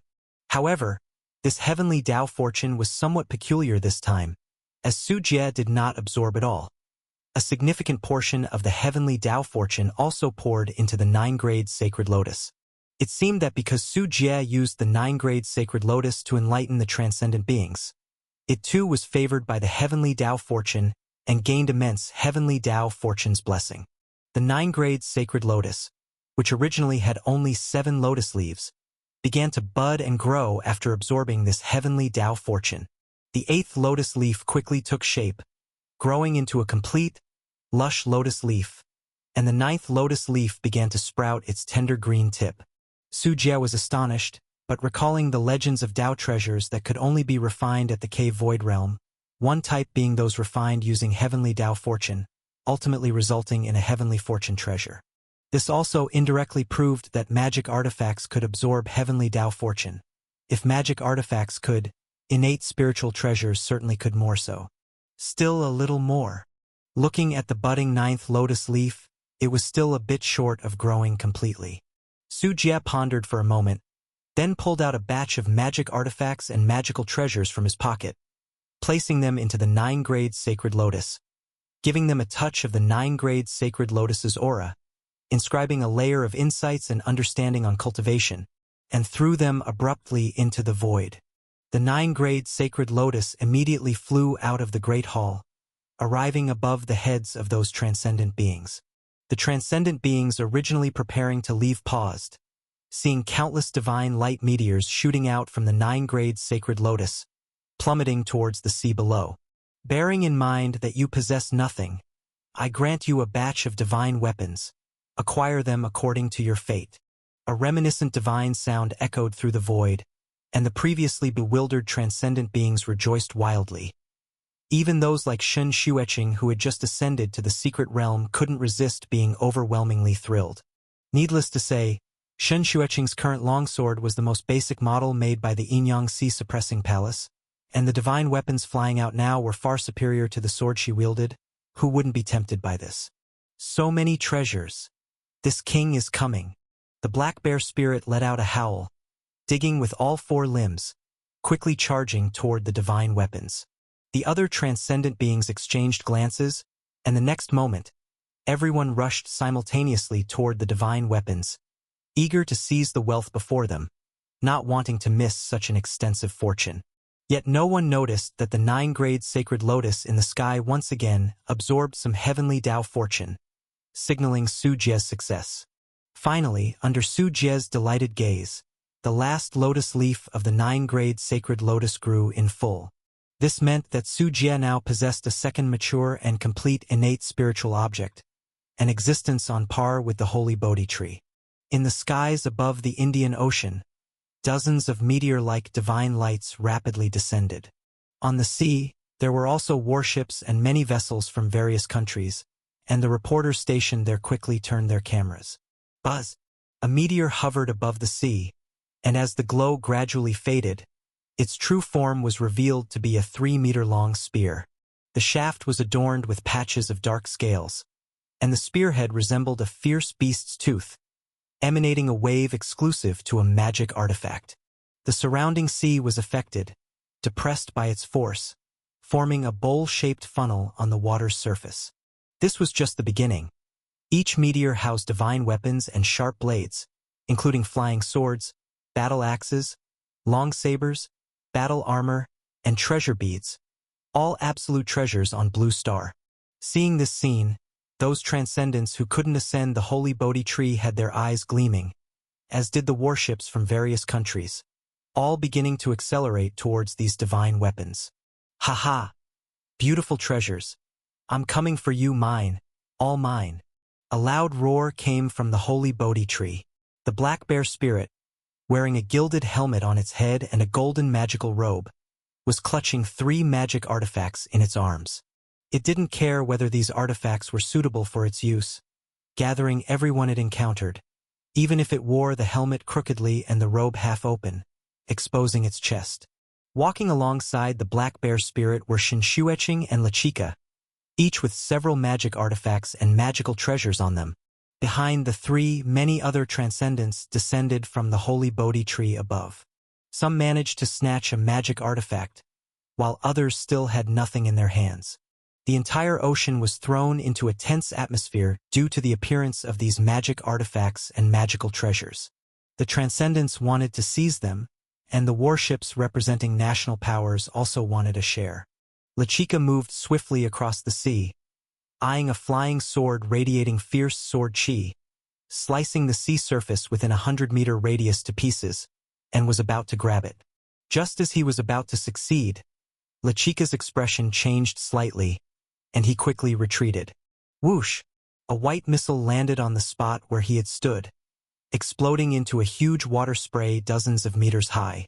Lechika's eyes were cold as he turned to see an Arleigh Burke-class destroyer from the beautiful country approaching, with several other destroyers and escort ships from the same country nearby. As for the aircraft carrier, because the Indian Ocean was near the Jekka Group's area of influence, the beautiful country dared not deploy its nuclear-powered aircraft carrier here. Hee, it's mine now. After the explosion ended, Shen Xueqing snatched the low-grade magical treasure flying sword, looking at its sharp, pristine white blade with a particularly bright smile. However, Lechika now had no time to deal with Shen Xueqing. The several warships from the beautiful country had clearly targeted him, and with his identity exposed, he became the primary target for their gunfire. A barrage of missiles flew out from the Arleigh Burke-class destroyer, heading toward him rapidly. But now, Lechika was no longer the same. In the past, as someone in the Yunling realm, he might have been directly blown to bits by missiles since powerful human weapons were extremely deadly to cultivators at that level. Seeking death. Having ascended to the secret realm and awakened the god within him, Lechika stomped fiercely on the sea, soaring into the sky, flying agilely like a sea swallow, weaving through the missile attacks. The most significant feature of a secret realm cultivator is the ability to fly across the sky with their physical body, vastly improving mobility compared to Yunling realm cultivators. Humans soaring freely in the sky without relying on tools was unprecedented, stunning many onlookers on the scene, including those fearless reporters still filming with cameras, and billions worldwide watching the live broadcast. Oh my God, he's flying like a bird. Is this his extraordinary ability? It's the first time I've seen such power. Holy crap, impressive. Dad, Mom, Grandpa, Grandma, and little sis, come and watch this divine battle. Countless viewers exclaimed in astonishment in front of their TVs, as no transcendent had shown flying capabilities before. Dodging the missile attacks, Lechika's eyes were cold as he accelerated toward an Arleigh Burke-class destroyer ahead. Crackling, the Arleigh Burke-class destroyer's anti-air radar continuously locked onto Lechika, unleashing its 127mm naval gun, Phalanx CIWS, and machine guns mounted on both ship sides in a furious barrage. Holy Fire Tripod! Lechika grasped a newly acquired low-grade treasure cauldron, one of the magic artifacts given by Su Jie, which had no prohibitions and could be used immediately upon acquisition. The treasure cauldron rapidly expanded, covering Lechika's silhouette.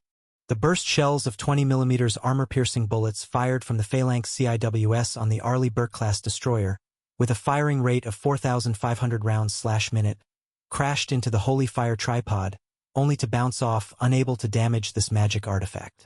In the blink of an eye, Lechika soared above the Arleigh Burke-class destroyer, and in the terrified eyes of the beautiful country's Navy soldiers on board, he tipped the Holy Fire Tripod over the destroyer. Like a volcanic eruption, countless searing flames gushed from the tripod's mouth, cascading down onto the Arleigh Burke-class destroyer, forming a flame waterfall hundreds of meters long. The soldiers from the beautiful country aboard the Arleigh Burke-class destroyer were instantly cooked alive, dying in agony under the intense heat. Even the destroyer itself was melted by the intense heat, the hull made of special steel turning into flowing liquid steel, which evaporated into white steam upon contact with the seawater. By the time Lechika put away the Holy Fire Tripod, the deck and superstructure of the Arleigh Burke-class destroyer had completely disappeared, the entire warship flowing with scorching steel and completely losing power, with no survivors, like a massive steel coffin floating on the sea. So powerful! Not only were the onlookers around stunned, but even Lechika himself was secretly alarmed by the formidable power of this magical treasure. Su Jie had thrown out a total of 10 magical treasures, which were not your everyday magic artifacts. Even in the Tianyuan world, not every secret realm cultivator could acquire a magical treasure. Many impoverished secret realm cultivators may do with top-grade magic artifacts, but those who managed to acquire magical treasures were not ordinary by any means. Kill him! The surrounding warships from the beautiful country were even more furious and terrified, summoning their allies, as various missiles and machine guns attacked Lechika. Lechika steadied his mind and returned to combat mode.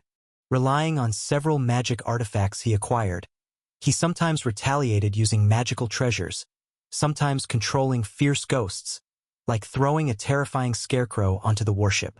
In a matter of moments, the entire warship would be slaughtered, losing human control, and even the most powerful weapons became useless decorations. Similar battles erupted not only in this area but also elsewhere. Transcendents fought each other for magical artifacts, and warships exchanging fire with transcendents became a common sight. Damn it! That hurt! The Black Bear spirit got hit by a missile launched from an Indian warship. A burst of blood blossomed from its chest, skin torn open. This action enraged him, his entire bear form charging towards the warship against close-in weapon systems, transforming into a 30-meter-tall giant beast, beginning a frenzied dismantling spree. The sturdy steel was no match for his brute force, and soon a warship was completely dismantled by him, with most Indian soldiers crushed into mincemeat. As attacks continued to rain down, the Black Bear spirit without any backing, yet amassed with numerous magical artifacts, became the target for many warships, while most Transcendents, knowing well the Black Bear spirit was a tough opponent, dared not participate. The battle heated to a frenzy. The Indian Ocean turned into a chaotic mess. Sometimes warships sank into the cold ocean, while Transcendents were torn apart by missiles and machine guns. Ordinary Transcendents might not destroy warships themselves, but if they broke through the ship's firepower net, reaching the ship's deck, then all the weapons on board became useless and regular naval soldiers became mere targets for slaughter. People die for wealth, as birds die for food. Faced with weapons bestowed by the gods, human greed became unstoppable. Transcendents wished to acquire powerful weapons for themselves, while the warships representing their countries, along with their behind-the-scenes power players, also hoped to obtain these weapons, explore the mysteries of the Transcendents and the gods, and ideally gain extraordinary powers and long-lasting lifespans. In such a chaotic scenario, however, Shun Xueqing navigated the battlefield effortlessly. Being backed by the Jekka Group, recognized as the global hegemon of current Blue Star, no warship dared to open fire at her, fearing equal retaliation from the Jekka Group, as even the former hegemon, the Beautiful Country, couldn't contend with the Jekka Group, let alone others. For a time, human limbs and warship wreckage scattered across the Indian Ocean's surface, the blood attracting sharks to gather. And everything was broadcast live to audiences worldwide. The battle lasted 20 minutes, with Lechika covered in blood, having sunk 4 Beautiful Country warships, but he also got hit by several missiles, making his injuries severe. Continue the attack. He's almost finished. Warships from the Beautiful Country and its allies unleashed full firepower, with more than a dozen missiles flying towards Lechika from all directions, intent on sending Lechika to his death. Zhang! A clear sword hum echoed, followed by a flash of sword light. A flying sword darted quickly through the air, precisely destroying all the missiles. The next moment, the flying sword turned and flew back, circling around Shun Xueqing. This is our Jekka Group's territory? Who allowed you to run wild here? Shun Xueqing placed her hands on her hips, blatantly siding against them. The commander on the Beautiful Country warship was furious, with a ship's close-in weapon system targeting Shun Xueqing. Humph! Shun Xueqing coldly snorted, commanding the newly acquired magic treasure flying sword to slash in the air. Crack! A massive sword chi like a crescent moon slashed. A Beautiful Country escort ship in front was cleaved in half, the fracture in the steel smooth and even. Countless Beautiful Country Navy sailors frantically jumped overboard from the jutting bow and stern, and in just a few minutes, the escort ship disappeared from the sea surface. Damn it! What does the Jekka Group mean by this? Capturing Lechika is our Beautiful Country's internal affair. On what grounds does Jekka Group interfere? The Beautiful Country commander was infuriated, disgusted by Shun Xueqing's actions, considering it an overbearing move. On what grounds?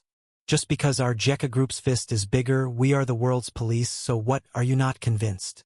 Shun Xueqing didn't back down in the slightest, leaning on the Jekka Group for immense courage.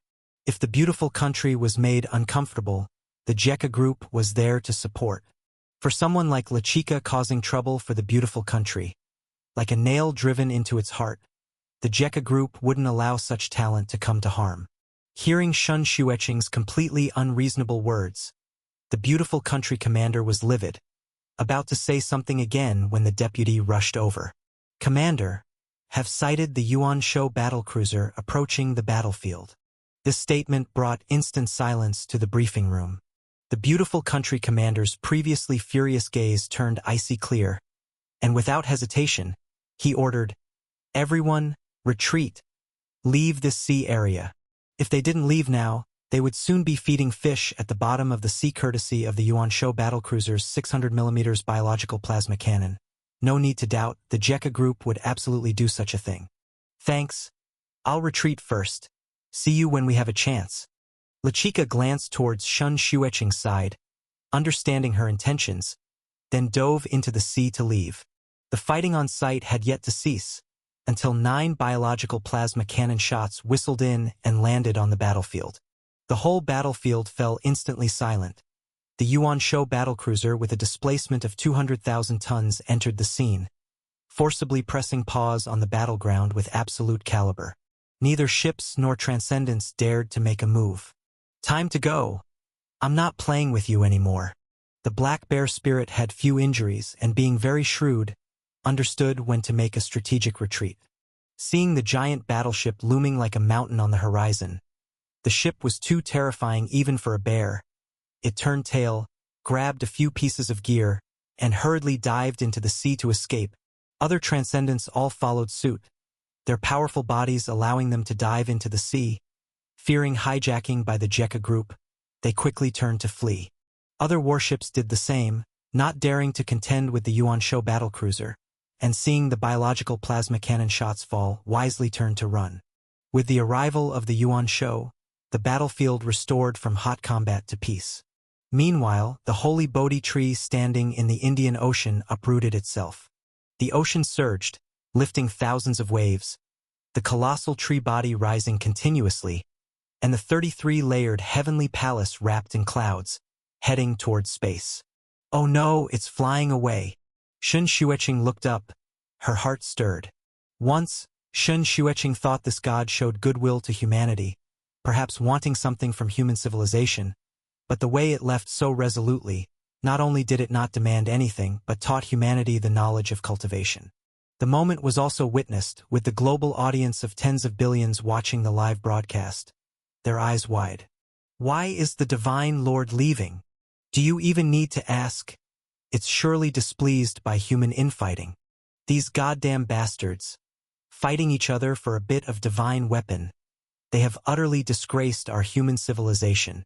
Many viewers watching the broadcast cursed loudly, and though it had only been a month since the appearance of the floating city and the gods, many humans had already become their devout believers.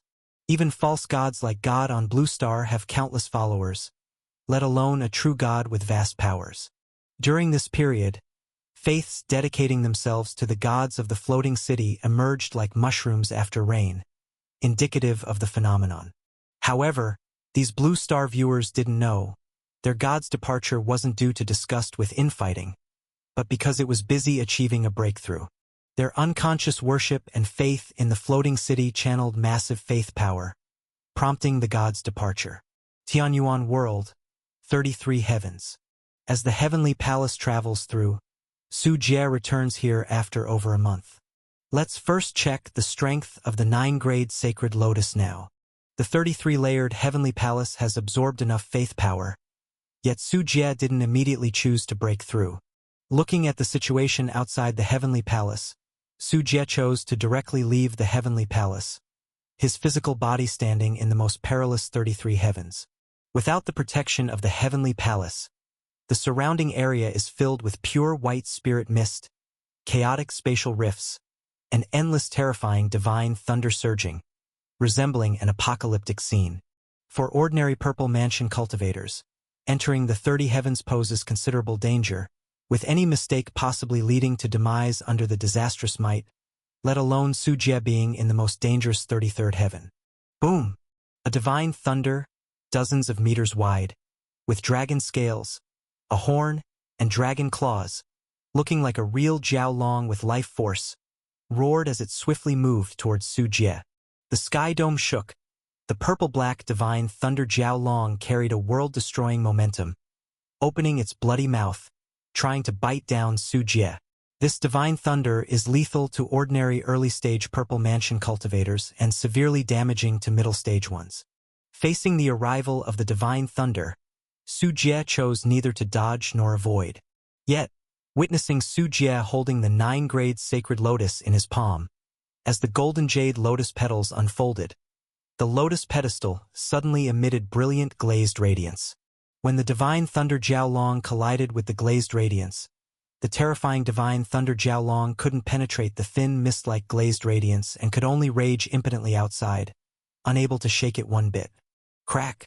A spatial rift formed at Su Jie's position. This mysterious and dangerous spatial force, if unprepared, could silently split the physical body of a Purple Mansion cultivator in two. Buzz! However, protected by the 9 grades sacred lotus, an innate spiritual treasure. The newly formed spatial rift couldn't exert its might and was rapidly dissolved by the radiance, unable to break through this thin protective layer to harm Su Jie's body. As Su Jie remained longer, more divine thunder and various heavenly disasters surged towards him, such as Tai heavenly thunder, great 5 elements destruction divine thunder, myriad phenomena profound ice, star meteor heavenly fire, heavenly gang earth evil soul piercing wind. The 9 grade sacred lotus was fully activated, with hundreds of small lotus seeds sprouting from the mature lotus pedestal. These lotus seeds brilliantly emitted light, like small planets, with intertwined gravitational and repulsive forces forming a twisted force field protecting Su Jie's entire body. Looking around, Su Jie is surrounded by tribulation lightning, continuous spatial rift fluctuations, strong wind that could pulverize mountains, heavenly fire that evaporates lakes, and profound ice chills that could freeze a person's primordial spirit. If it were other Purple Mansion cultivators here, they would have already been torn apart by various heavenly disasters, their souls scattered. Yet now, with the existence of the 9 grade sacred lotus, Su Jie remained unharmed, even having leisure to watch the various surrounding heavenly disasters, laughing in joy. Ha ha ha! This truly is the mature form of an innate spiritual object. Su Jie laughed with his eyebrows raised. If the holy Bodhi tree is stronger in offense, then the 9 grade sacred lotus excels in defense. With 2 innate spiritual objects that embody both offense and defense, even against a late-stage Purple Mansion cultivator, Su Jie is confident in winning. Perhaps it's a sweeping victory since having these 2 mature innate spiritual objects in hand, Su Jie doesn't know how to lose. After thoroughly testing the strength of the 9 grade sacred lotus, Su Jie flew back to the heavenly palace, sitting cross-legged, connecting his young god out of body with the heavenly palace.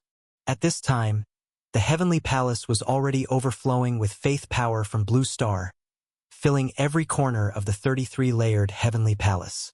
With a thought, Su Jie didn't hesitate anymore, merging his young god into every inch of the 33-layered heavenly palace's buildings, using it as a template, and with faith power irrigating, he crafted his own Purple Mansion celestial palace from the void deep within his sea of consciousness. This process is swift, almost comparable to pushing the growth of seedlings, but fortunately, the abundant faith power compensated for all weaknesses. Additionally, the structure of the 33-layered heavenly palace itself met the requirements, making the Purple Mansion celestial palace created and constructed in Su Jie's sea of consciousness visibly formed. If other Purple Mansion cultivators could see Su Jie's process of building the Purple Mansion celestial palace, their eyes would fall out in shock. Others breaking through this phase, even the gifted ones, require decades of meticulous effort, and most need hundreds of years to slowly research and attempt. But Su Jie's process, a completely integrated Purple Mansion celestial palace, they've neither seen it nor probably even heard of it. Not enough, still not enough. Su Jie's eyes gleamed with divine light. He still felt insufficient, although the current Purple Mansion celestial palace has met the criteria for advancement. He wanted more. Swish swish. A large quantity of blood stored in the storage space was poured out, then transformed into pure holy blood through the blood sea devouring sky demon skill, endlessly injected into Su Jie's body. Su Jie intends for further breakthroughs with the 11-layer blood sea devouring sky demon skill, reaching the pinnacle at the 12th layer. The blood contributed by tens of billions of humans from Blue Star at this moment entirely transformed into Su Jie's strength, his body brimming with zeal, and the condensed blood evil chi transformed into essence. This power simultaneously affected the divine soul, adding a layer of eerie blood color to the Purple Mansion celestial palace in the sea of consciousness, its might further skyrocketing. Effortlessly, Su Jie's long-accumulated blood sea devouring sky demon skill broke through without obstruction, reaching the 12 levels realm, the highest theoretical realm of this demon technique. A boundless blood sea enveloped the sky dome, with Su Jie floating within it as if he were both the sea and himself, completely indistinguishable. Almost at the precise moment of breaking through to 12 levels, Su Jie's Purple Mansion celestial palace also completed its final formation. In his sea of consciousness, a miniature celestial palace identical to the 33-layered heavenly palace, but shrunk by billions of times, floated there. Su Jie's eyes sparkled as he summoned the purple mansion celestial palace within his sea of consciousness to the world. When this purple celestial palace appeared before Su Jie, it was no larger than a square inch, yet it contained boundless divine soul power. The final step. Su Jie clenched his fist and synchronized his Yang God, placing it into the purple mansion celestial palace. Ordinary people seek a place to live and work, and this is also true for the Yang God. If the physical body is hardware and the divine soul is software, then with a residence, the Yang God is like a computer hardware installed with the most top-tier software control system, thereby fully governing Su Jie's physical body and unleashing its full potential. In an instant, Su Jie's entire body cells underwent a breakthrough from 0 to 1, beginning a comprehensive evolution. Rumble. But just at that moment, the heavenly tribulation for breaking through the late-stage purple mansion also descended. Su Jie was located at the 33 heavens, almost the highest point in the Tianyuan world, so the location where the heavenly tribulation emerged was right beneath Su Jie's feet. Just a trifling heavenly tribulation. Perceiving all this, Su Jie wore a fearless smile, traversing with his physical body to confront the heavenly tribulation head-on. Lightning bolted up from the sky dome.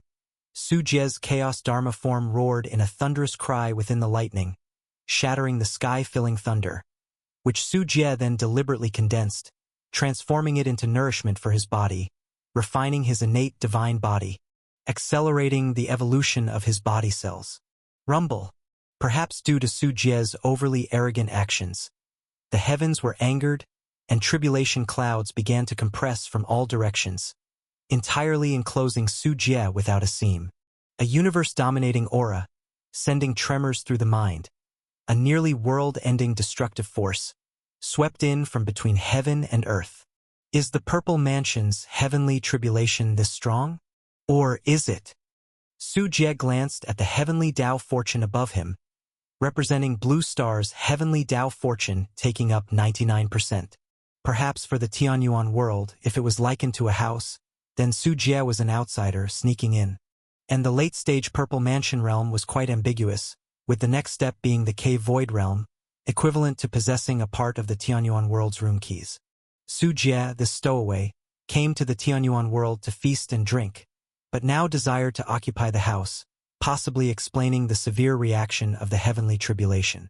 The heavenly tribulation's power had already far exceeded the norm. However, Su Jie's left hand held the 9-grade sacred lotus, his right hand the holy Bodhi tree, with the miniature purple mansion celestial palace floating above his head, and the boundless blood sea behind him. His momentum skyrocketed, and he gazed at the tribulation clouds, a cynical smile playing on his lips. You think such commotion can scare me? I am a demon cultivator, and today I stubbornly refuse to leave. Let's see if your heavenly Tao can stop me. As soon as the words fell, myriad tribulation clouds erupted open, each tribulation lightning tearing through the void, every heavenly tribulation filled with innate Tao patterns surging, with the sky instantly filled with ancient oppression. Petty trick. Su Jie's purple mansion celestial palace within his sea of consciousness suddenly enlarged, transforming into a gigantic palace covering the sky and sun, engulfing the lightning of innate Tao pattern tribulation lightning upon contact at a visibly rapid speed. Crackle. Su Jie was shocked by the electricity, his face slightly pale, yet he didn't stop his actions, his own innate divine body devouring the innate Tao pattern tribulation lightning drawn by the purple mansion celestial palace. Gradually, on Su Jie's innate divine body, the countless cells like grains of sand in the Ganges River evolved even more frantically. Endless cells continuously divided and died, selecting more powerful individuals, and then continued on to the next round. On Su Jie's golden divine bone, intricate innate Tao patterns began to imprint upon it. Then, one after another, Su Jie's large tendons like Jiao Long emerging from the abyss, purple lightning aroused from within. Su Jie's former purple cloud thunder body was constantly transforming, shedding its past narrow talents, turning into a Tao body closest to the origin of spiritual energy, also known as the Supreme War God body.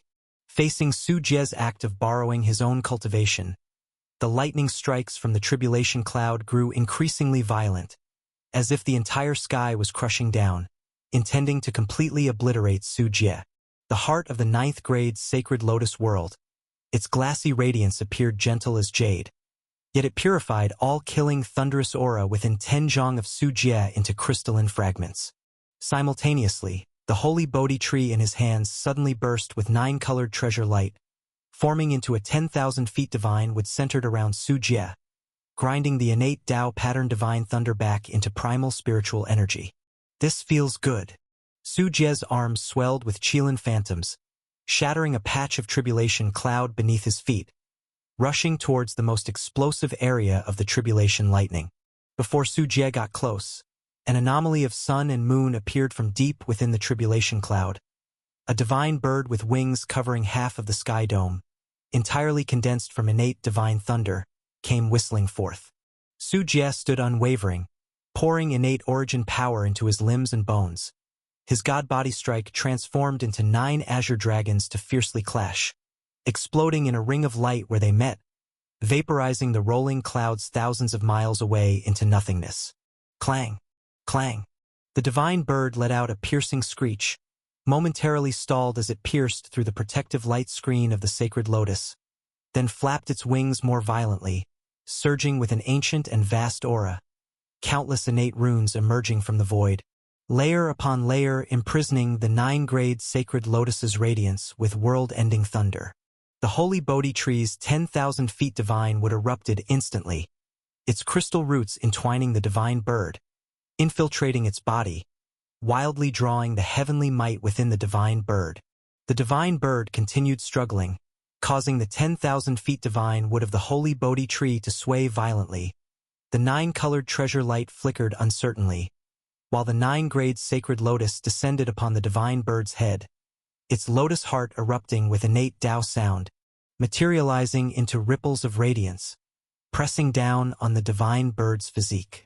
With the combined suppression of 2 innate spiritual objects, Su Jie's entire body advanced, appearing to deliver an unassuming punch, yet stirring the blood sea and power of Dharma. With the roaring of the fist, the golden divine power that annihilated all laws swept across the 8 desolations. The purest innate divine power clashed with the divine bird. Under this punch, the radiant holy feathers of the divine bird fell away piece by piece, shattered into a vast expanse of stardust. The oppressive force from the unrivaled divine body silenced all the heavenly thunder of the divine bird. Attempting to block my ascension, even the heavenly Tao can't prevent it. Su Jie's gaze was as cold as the edge of a sword, raising both hands, with the blood sea highly compressed in his palms, forming into a blood-colored light wheel, spinning to reveal a desolate azure scene. As Su Jie flung it, the blood-colored light will pierce straight through the massive body of the divine bird, reducing every inch of the tribulation lightning it passed into purple dust. In the next instant, Su Jie himself also followed the path torn by the blood-colored light wheel, unhesitatingly diving into the divine bird's body. The unrivaled power of the innate divine body unfolded in an instant, its sun-like essence tearing through the myriad thunders of the divine bird. Su Jie grasped the holy Bodhi tree in his left hand, the 9th-grade sacred lotus in his right, with the purple mansion celestial palace suspended overhead. The 12-layer blood sea devouring sky demon skill erupted. The blood sea churned with countless waves, stacking upon layers, transforming Su Jie into a towering blood-colored giant 100,000 meters tall. He, little heavenly Tao, today this seat will defy the heavens. Su Jie let out a heaven-shattering laugh, opening his mouth where the innate divine thunder forming the divine bird, and even the black tribulation clouds, were swallowed like a waterfall into his belly, just as the skill's name suggests, possessing nearly sky-devouring might. Boom! Boom! Boom! Boom! Boom! Transformed into a 100,000-meter giant, with Su Jie's fists moving, triggered a series of earth-shaking explosions. The lotus platform in his left hand shot radiance that purified the surrounding 100 li of thunder into green smoke, and the holy Bodhi tree roots in his right hand shredded the vast thunder into dust like jelongs. The thunderous divine bird spanning the sky was being dismantled at a visible speed by Su Jie, with countless electric arcs flying everywhere, thousands of lightning bolts constantly annihilating in the void. The entire battlefield plunged into chaos. Only the ninth grade's sacred lotus hovering slowly rotated in the void. The holy Bodhi tree taking root in the void. The towering blood-colored giant stood atop the tribulation clouds, gripping the divine bird, roaring skyward. The scene was spectacular. Finally, with Su Jie's inhalation, the divine bird let out a mournful cry, and its shattered thunderous form was entirely absorbed by Su Jie. Su Jie's innate divine body also drew upon the vast tribulation lightning, accumulating sufficient power to complete its final evolution, advancing to a late-stage purple mansion cultivator. From this point on, Su Jie broke through his own shackles, utilizing the resources of Blue Star, accomplished a crucial step in the Tianyuan world, with only one step away from the legendary cave Void Realm. When it all ended, Su Jie dissolved the blood demon giant body and returned to his original form. On that tall body, fine cracks were spread all over, and there were scorched wounds, remnants of the innate Tao pattern divine thunder. At this moment, these wounds were healing at a speed visible to the naked eye. In just a few seconds, Su Jie's injuries were completely healed, revealing a bronzed body. Raven-colored long hair was torn by the strong wind, his stance as if piercing through the clouds like a white rainbow. His eyes flowing with the crimson of molten gold sun, veins rising and falling like coiled dragons with each breath. At the center of his brows, a 3-inch imprint of the Purple Mansion Heavenly Palace Divine Pattern Seal was exhaling and inhaling the pure spiritual energy of a 1,000-mile sea of clouds. The characteristic of the 33-layered Heavenly Palace is to absorb spiritual energy and suppress heaven and earth. The Purple Mansion Heavenly Palace that Su Jie refined with this as a template also possesses this miraculous power. Centered on Su Jie, this place had turned into a source of spiritual energy storm, with spiritual energy surging like tide being absorbed into Su Jie's body. When Su Jie fully operated his innate divine body, crimson golden innate Tao patterns surfaced on his skin, and in an instant, a grand aura belonging solely to the late Purple Mansion realm pressured the heaven and earth. Every cell of Su Jie was leaping and emitting the divine light of life.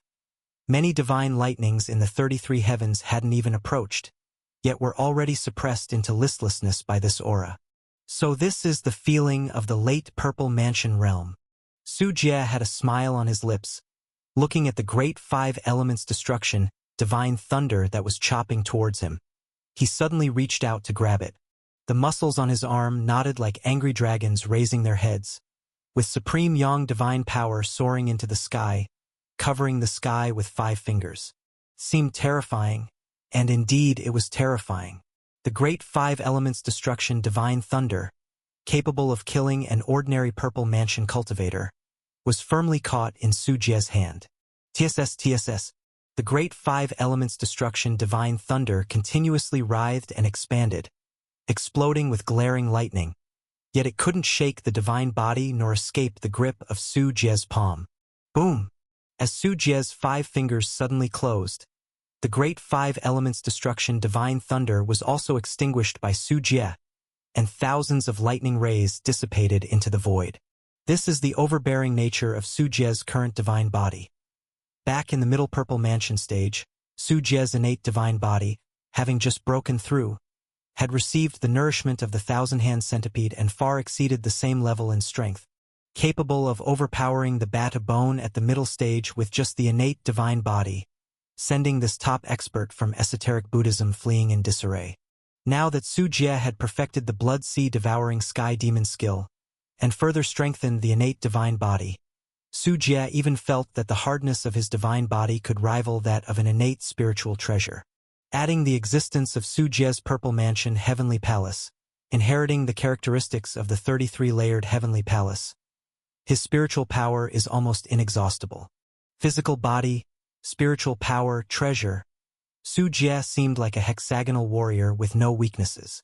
With a peerless close combat innate divine body, inexhaustible spiritual power, the life-saving masterpiece of the blood sea devouring sky demon skill, and 2 mature innate spiritual objects, It's not vanity.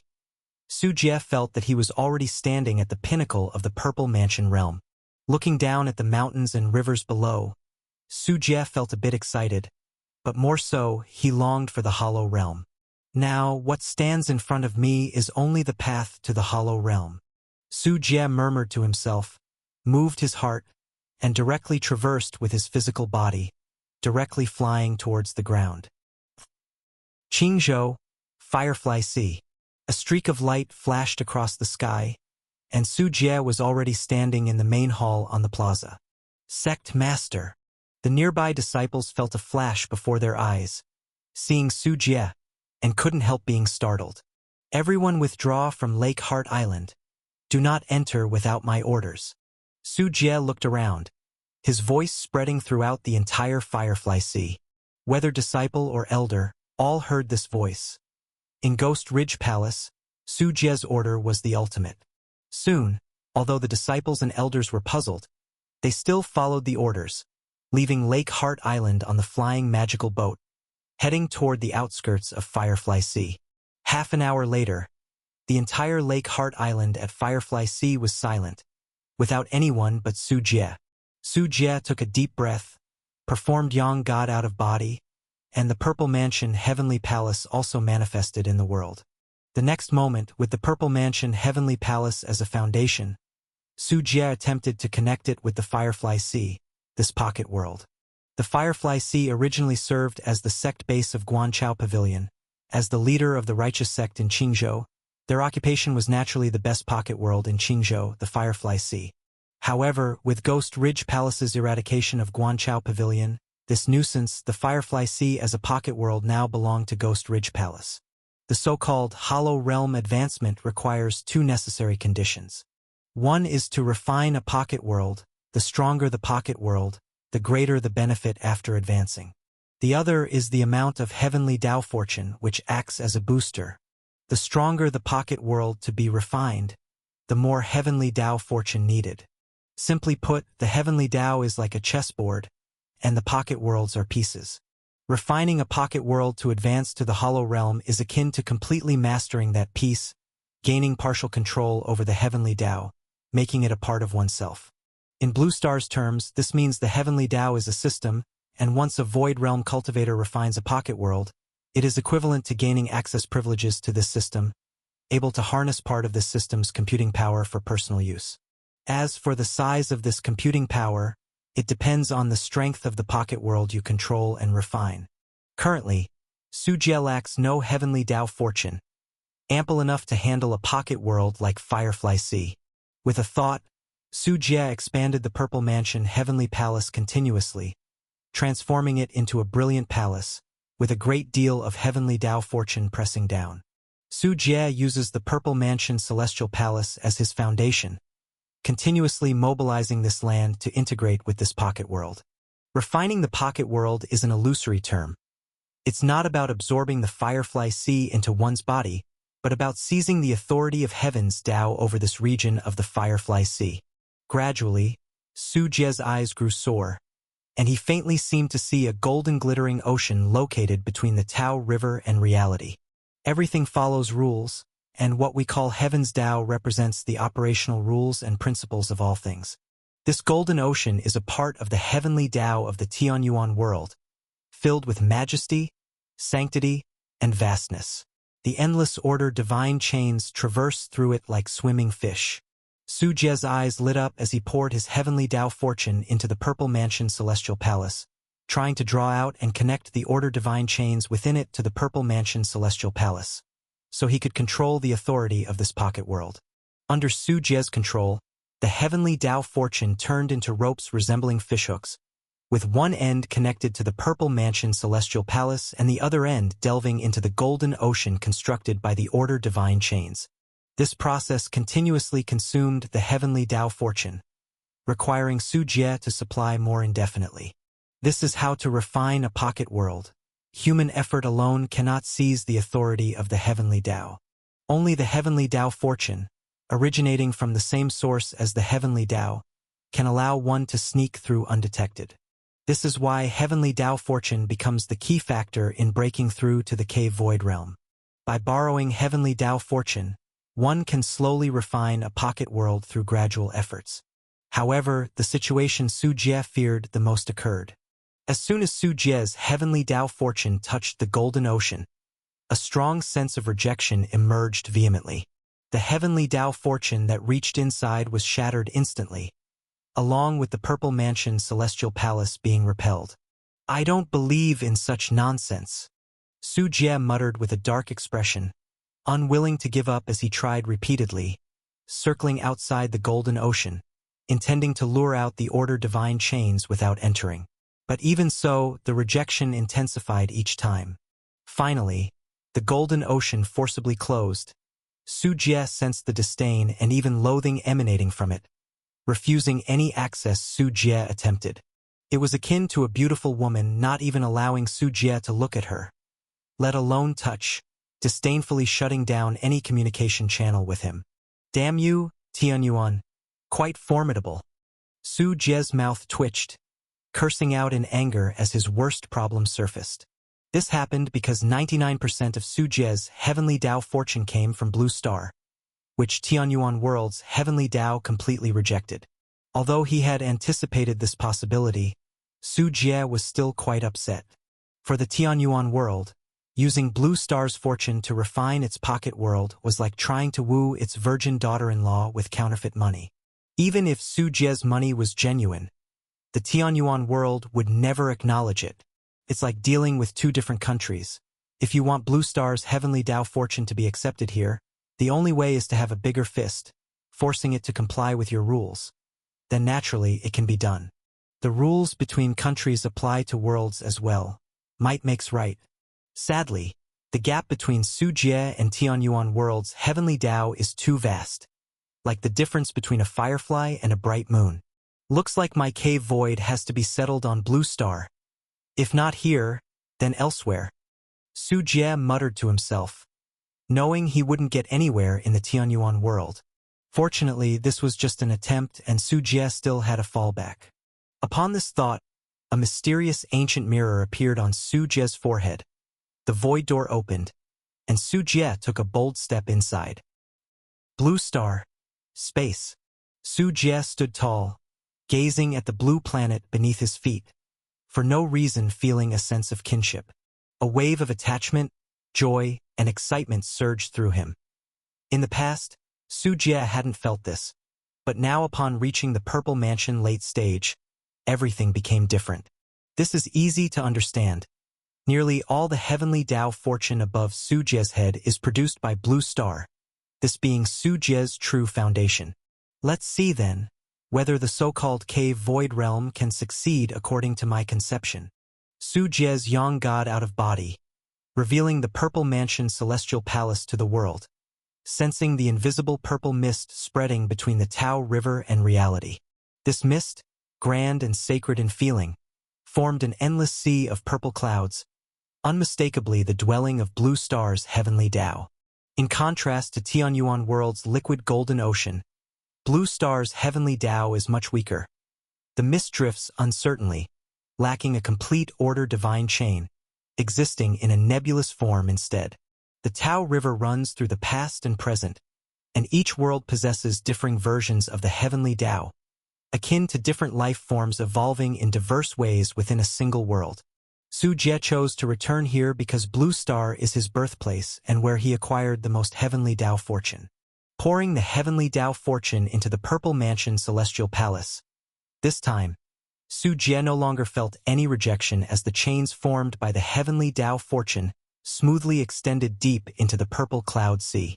In an instant, without much obstruction, Su Jie easily gained access permissions to a portion of Blue Star's heavenly Tao. He could effortlessly sense Blue Star's pulse, including the core, earth veins, surface, atmosphere, and even the entire historical record since this planet's birth. As his divine sense expanded, immense amounts of information flooded in from all directions. Su Jie seemed to witness Blue Star's evolutionary process within the river of history, witnessing the creation of the universe from chaos, with swirling nebulae absorbing surrounding gases, ice particles, and dust, matter generating centrifugal force in rotation, enduring countless collisions and integrations to form a blazing molten sea of the primitive blue star. Seeing the oceans birth the earliest single-celled life, rapidly evolving and developing until ocean life crawled onto land, giving rise to a rich variety of life forms. Witnessing the extinction of the former blue star dominator dinosaurs, observing the brilliant civilization development history of the current dominator, humans, blue star's magnetic field records every historical trace of this planet. Su Jie's divine sense entered without hindrance, as if stepping into a super library named Blue Star. Everything recorded here was at his disposal, something the Tianyuan world couldn't accomplish. Here, Su Jie enjoyed endless affection. It was as if he were the beloved son of this planet, with a mother's love for her son being unreserved. As expected, the heavenly Tao of Blue Star is the real mother. Tianyuan world's heavenly Tao is like a wicked stepmother, not helping me but attacking me with heavenly tribulations. Su Jie recalled his breakthrough to the Purple Mansion late stage, reflecting profoundly. However, Su Jie soon discovered another issue because Blue Star's heavenly Tao hadn't yet formed the order divine chain law like that of Tianyuan world, an almost integral existence, difficult to break down, lacking a so-called pocket world. Su Jie could consider Blue Star as a super-large pocket world, only able to choose holistic refining, but at present, Su Jie's heavenly Tao fortune still fell significantly short. One can imagine that using an entire planet as a pocket world is an extraordinarily grand action, requiring an immense amount of heavenly Tao fortune. Even though Su Jie initiated a spiritual energy recovery on Blue Star, securing vast heavenly Tao fortune, he's still far from this step. Wait, what is this? Suddenly, in the purple cloud sea, Su Jie caught sight of a patch of grayish-white mist, markedly distinct from the purple mist. This grayish-white mist resembled ink spots on a white sheet but had subtle differences. It intertwined with the purple mist at the edges, yet at its core remained distinctly separate. Yet, upon closer inspection, one would find both operating under the same heavenly Tao rules, like a family formed by a man and a woman, with heaven's Tao unifying them as a big family unit. Su Jie's divine sense ventured into it, and in a split second, he perceived a grayish-white spherical celestial body. Its mass is only 1% of Blue Star's, covered with several ring-shaped mountains and other mountain ranges, bearing abundant traces of meteor impacts, giving it a pockmarked appearance. Its average radius is about 1,737.10 kilometers, roughly 0.273 times that of Blue Star's, with a mass nearing 7.342 times 10 superscript 2 superscript 2 kilograms, about 0.0123 times that of Blue Star, and possessing a fluid outer core and solid inner core similar to Blue Star's. In Su Jie's perception, this celestial body orbits Blue Star, continuously swirling sweetly, with the magnetic field's historical information informing Su Jie this has been a sustained action for countless billions of years. And this celestial body is known by a name familiar to Blue Star people, Moon. The Moon, well, there's an opportunity there. Su Jie's eyes lit up, his gaze bright as he looked at the gray-white mist, feeling like a silver lining had appeared. Compared to the fortune needed to refine the Blue Star, the heavenly Tao fortune required for the Moon is much smaller. After all, the Moon's mass is far less than that of the Blue Star, it hasn't developed a brilliant civilization, and even its core has cooled down. For Su Jie, the Blue Star is a juicy piece of meat he cannot currently covet, while the Moon is more suitable for the cash-strapped Su Jie at the moment. Handle the Moon first, then slowly plot for the Blue Star. Su Jie's eyes grew brighter as he attempted to use the Purple Mansion Celestial Palace as a foundation, probing into the gray-white mist representing the Moon with heavenly Tao fortune. Perhaps because they belong to the same domain of the heavenly Tao, although Su Jie felt a slight difficulty connecting this part of the law, it was much better than with the Tianyuan world. About an hour later, the first law belonging to the Moon's gray-white mist was triggered, captured by the heavenly Tao fortune, floating towards the Purple Mansion Celestial Palace, eventually imprinting on its surface. It formed a mottled, broken mark like a fragment of some incomplete rule, containing countless mysteries. Su Jie only felt a pain in his brow as a tremble of spiritual stabbing pains struck him, with the grandeur and sacred aura of the heavenly Tao emerging from his body.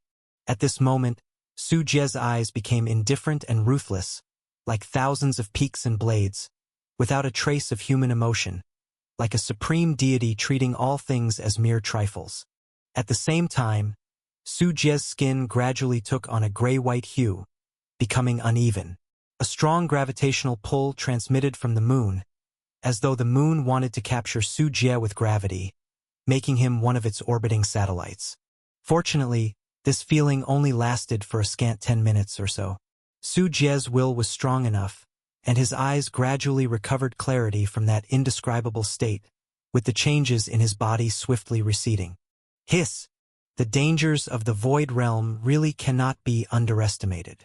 Su Jie took a sharp breath, looking in the direction of the moon.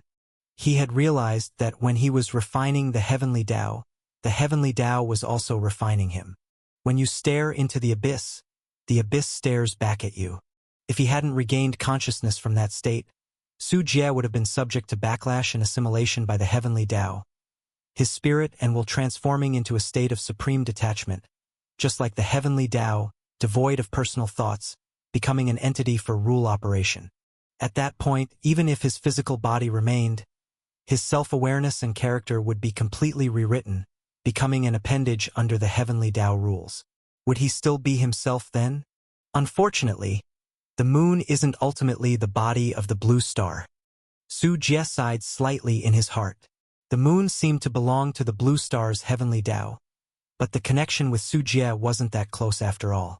Su Jie's heavenly Tao fortune all came from the blue star's body, with almost no connection to the moon.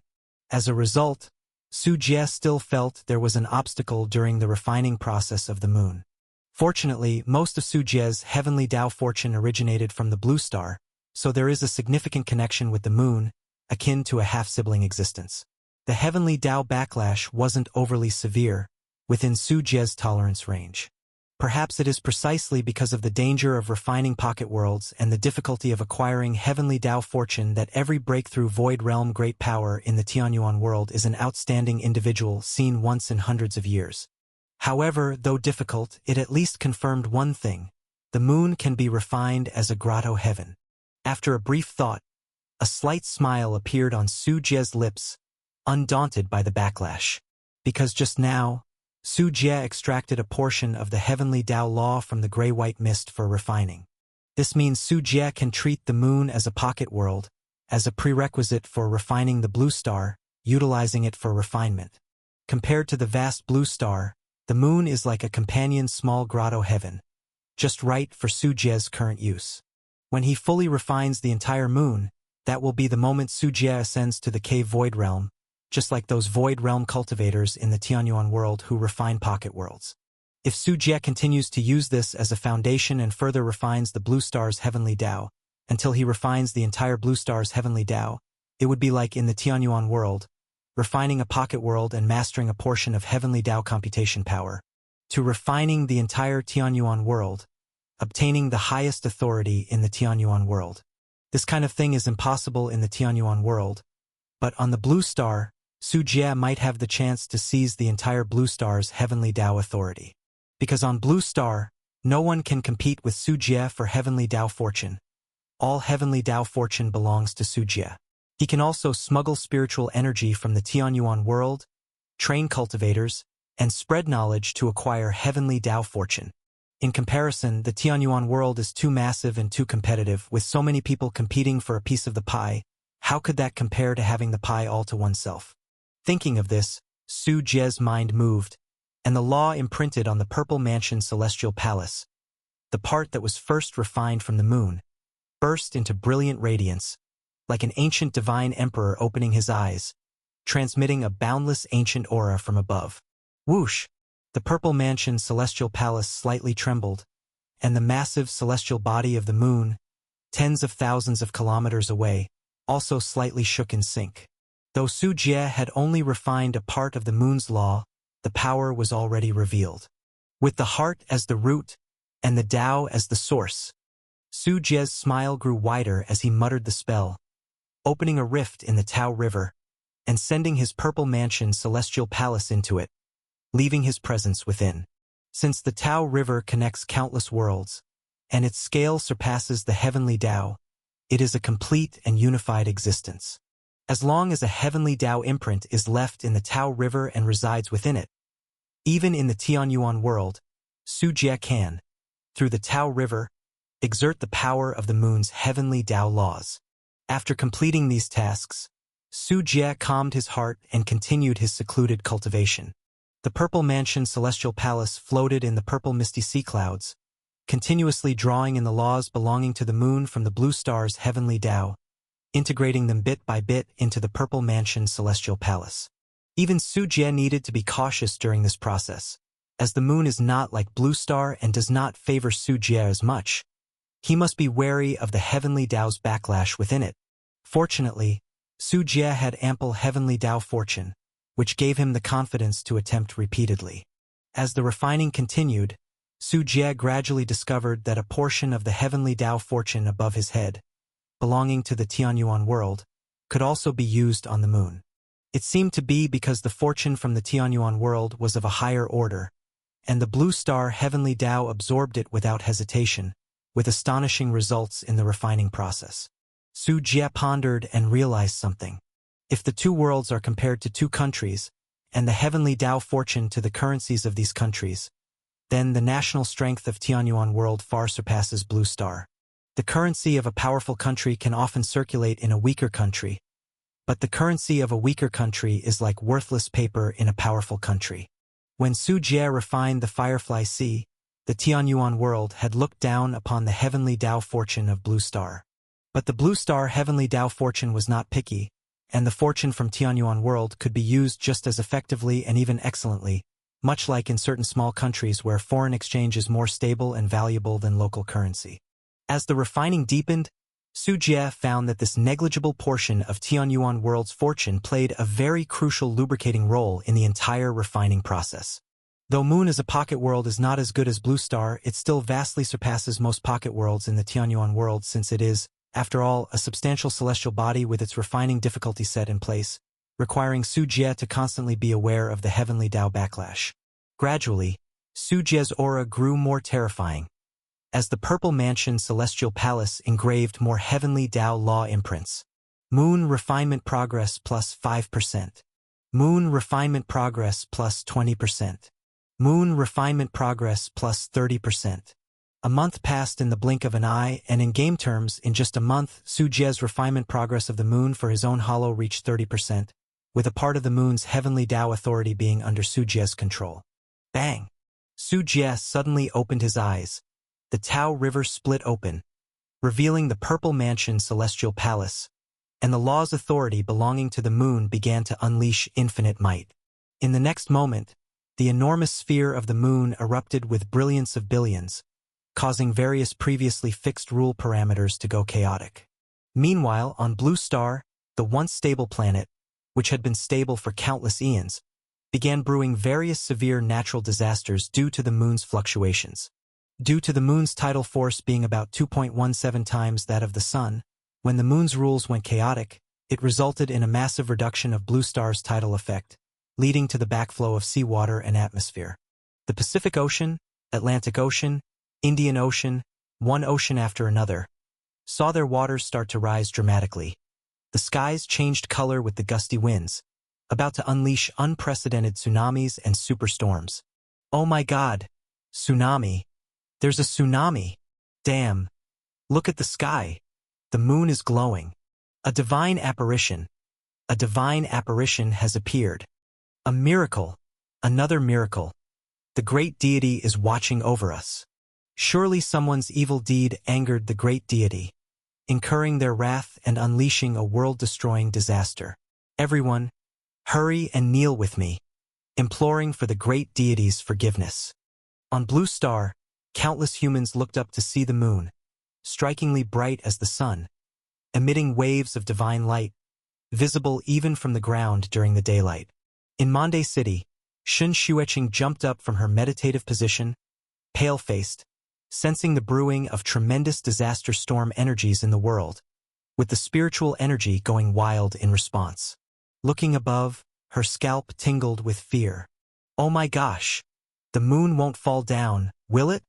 In Tokyo, Japan, a black bear enjoying various gourmet meals in a human mansion suddenly grew limp and rolled, crawling outward.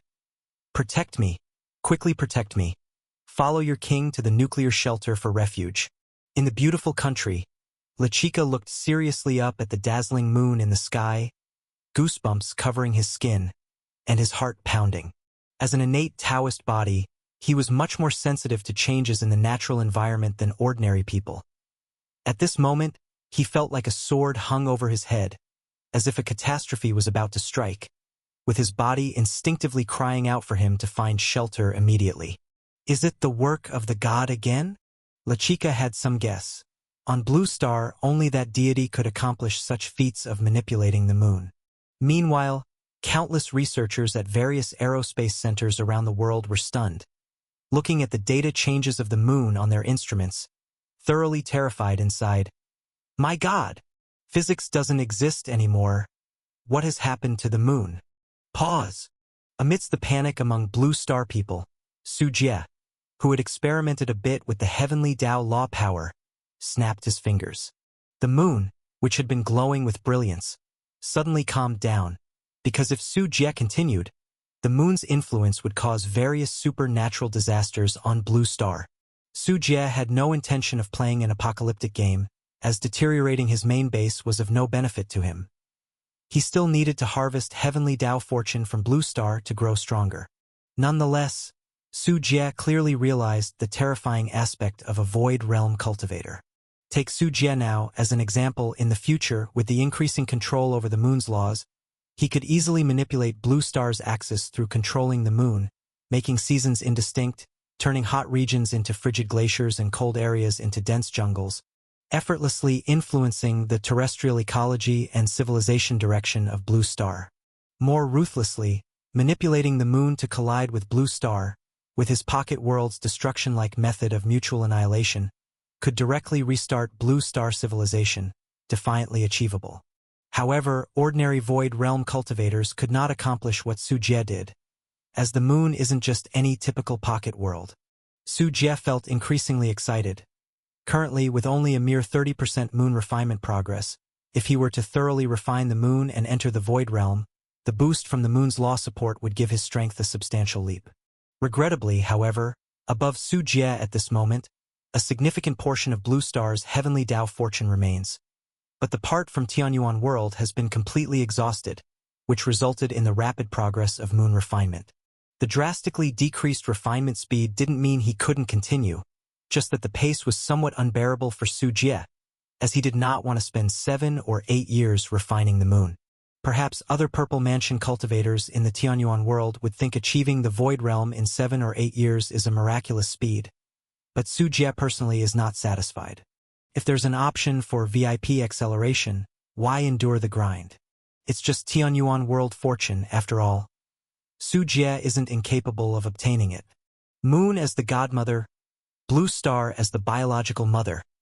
I'll go to the Tianyuan world to gather fortune and spiritual energy to nourish you both.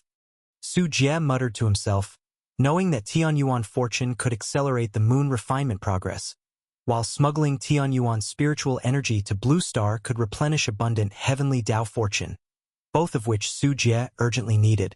Thinking of the possibility of advancing to the Void Realm, Su Jie straightforwardly opened the Void Door, impatiently returning to the Tianyuan world, seeking the opportunity to accelerate his progression to the Void Realm. Tianyuan world, Dali City. The bustling streets were filled with cars and horses, and the crowd was shoulder to shoulder. In recent years, due to internal and external troubles of the Delhi dynasty, with the Divine Eagle Empire eyeing from the north and the Ghost Ridge Palace occupying the south, along with uprisings erupting around, the deteriorating environment forced many aristocratic families to relocate, settling in the safer Delhi city. The convergence of a large number of nobility further fueled the luxurious commerce of Delhi city, with a plethora of lavish mansions, brothels, and gambling houses. Yet even so, beneath this luxury, there were far more common people with sallow faces, dressed in patched clothing, their eyes numb, forming a stark contrast with the opulence. Even in Delhi city, the capital of the Delhi dynasty, Life for the common folk was not easy, but at least they could manage to stave off hunger. Outside Dili City was where the refugees and beggars thrived, with famine corpses spread across the land. Jingling. Suddenly, a crisp jade bell sounded on the street, with colorful butterflies fluttering and a strange fragrance wafting. Pedestrians on the street looked towards the sound, seeing a procession entering Dali City. The procession consisted of dozens of cultivators dressed as guards, with attire styles distinctly different from the Dali dynasty, carrying an exotic flair. At the center of the procession was a luxurious carriage drawn by 16 giant horned spirit deer, each a genuine demon beast, far superior to ordinary horses. And in the middle was a graceful young master. His features were handsome, holding a golden leaf folding fan, wearing an inlaid jade brocade robe, and adorned with a purple-patterned treasure crown. TSK, so this is Dali City? Once renowned across the world for Emperor Tianwu, who refined the 8 desolate dragon veins into a hollow, forged the Tao treasure 10,000 dragon pearl to subdue the seas, and established a nation here. Now in a mere 1,000 years it has fallen to this state. His descendants, after all, have little talent, unable to inherit any of his abilities, turning a good family heritage into such a mess. Really, they have lost their way and heart. The young man lightly shook his fan, glancing around, letting out a soft laugh.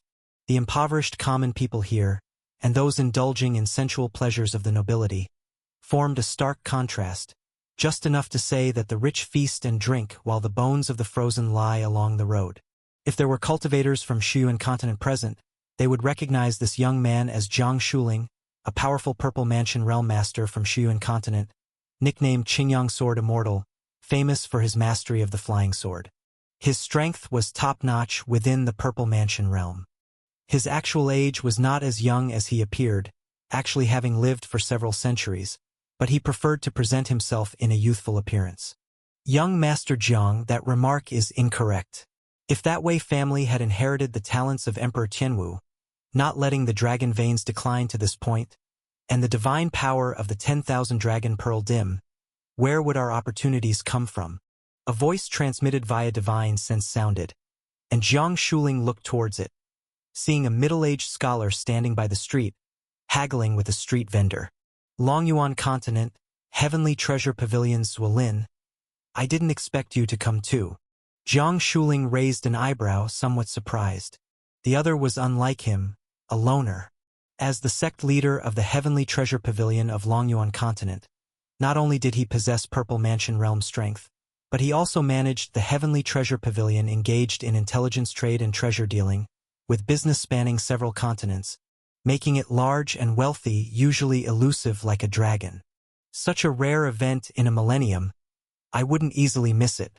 You just arrived too late. Zwolin shook his head and continued speaking. In the current Tianyuan world, apart from this Tsanggu continent we stand on, the other 6 continents of Longyuan, Shuwen, East Phoenix, Danwu, Yaoguang, and Immortal Flower have already gathered many heroes for the 1,000 Immortals Association. Moreover, according to rumors I've heard, the 5 great holy lands have long been preparing, with some holy sons and holy daughters entering the ancient continent 10 years ago. Entered 10 years ago? Impossible. Emperor Tianwu decreed 1,000 years ago to use the 10,000 Dragon Pearl as a formation, forbidding entry of any foreign Purple Mansion strongman, else they would be subdued by the 10,000 Dragon Veins. 10 years ago, the 10,000 Dragon Pearl's power was still effective. Even those of exotic continent bloodlines entering here faced great risk, let alone the holy sons and holy daughters of the 5 great holy lands, practicing the Holy Land technique. If the 10,000 Dragon Pearl detected them, they would be crushed to death, unless they severed their own cultivation to fall to the Taoist platform realm.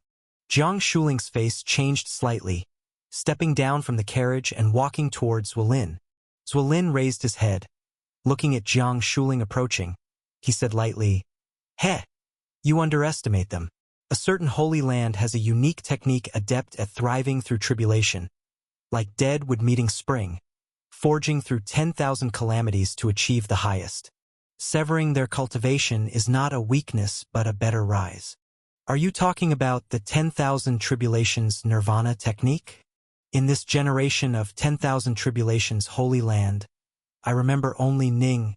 Jiang Shuling seemed to recall a bad memory, his face turning pale, goosebumps rising on his arms, his eyes filled with dread. He remembered a dozen years ago, being absolutely crushed by a silhouette in white. Even though she was only at Taoist platform realm, she defeated him with transcendent combat abilities, giving him almost no chance to fight back. Don't mention that name. I don't want to be targeted by that woman. Zuolin interrupted Jiang Shuling, seemingly fearing the person behind that name, not wanting to invite trouble. If it's that crazy woman, it all makes sense. Jiang Shuling sighed deeply, no longer wishing to dwell further, fearing that contemplating that white-robed woman who nearly destroyed his Dao heart would rob him of the courage to stay in Delhi City, forcing him to scurry back to Shuan continent in defeat.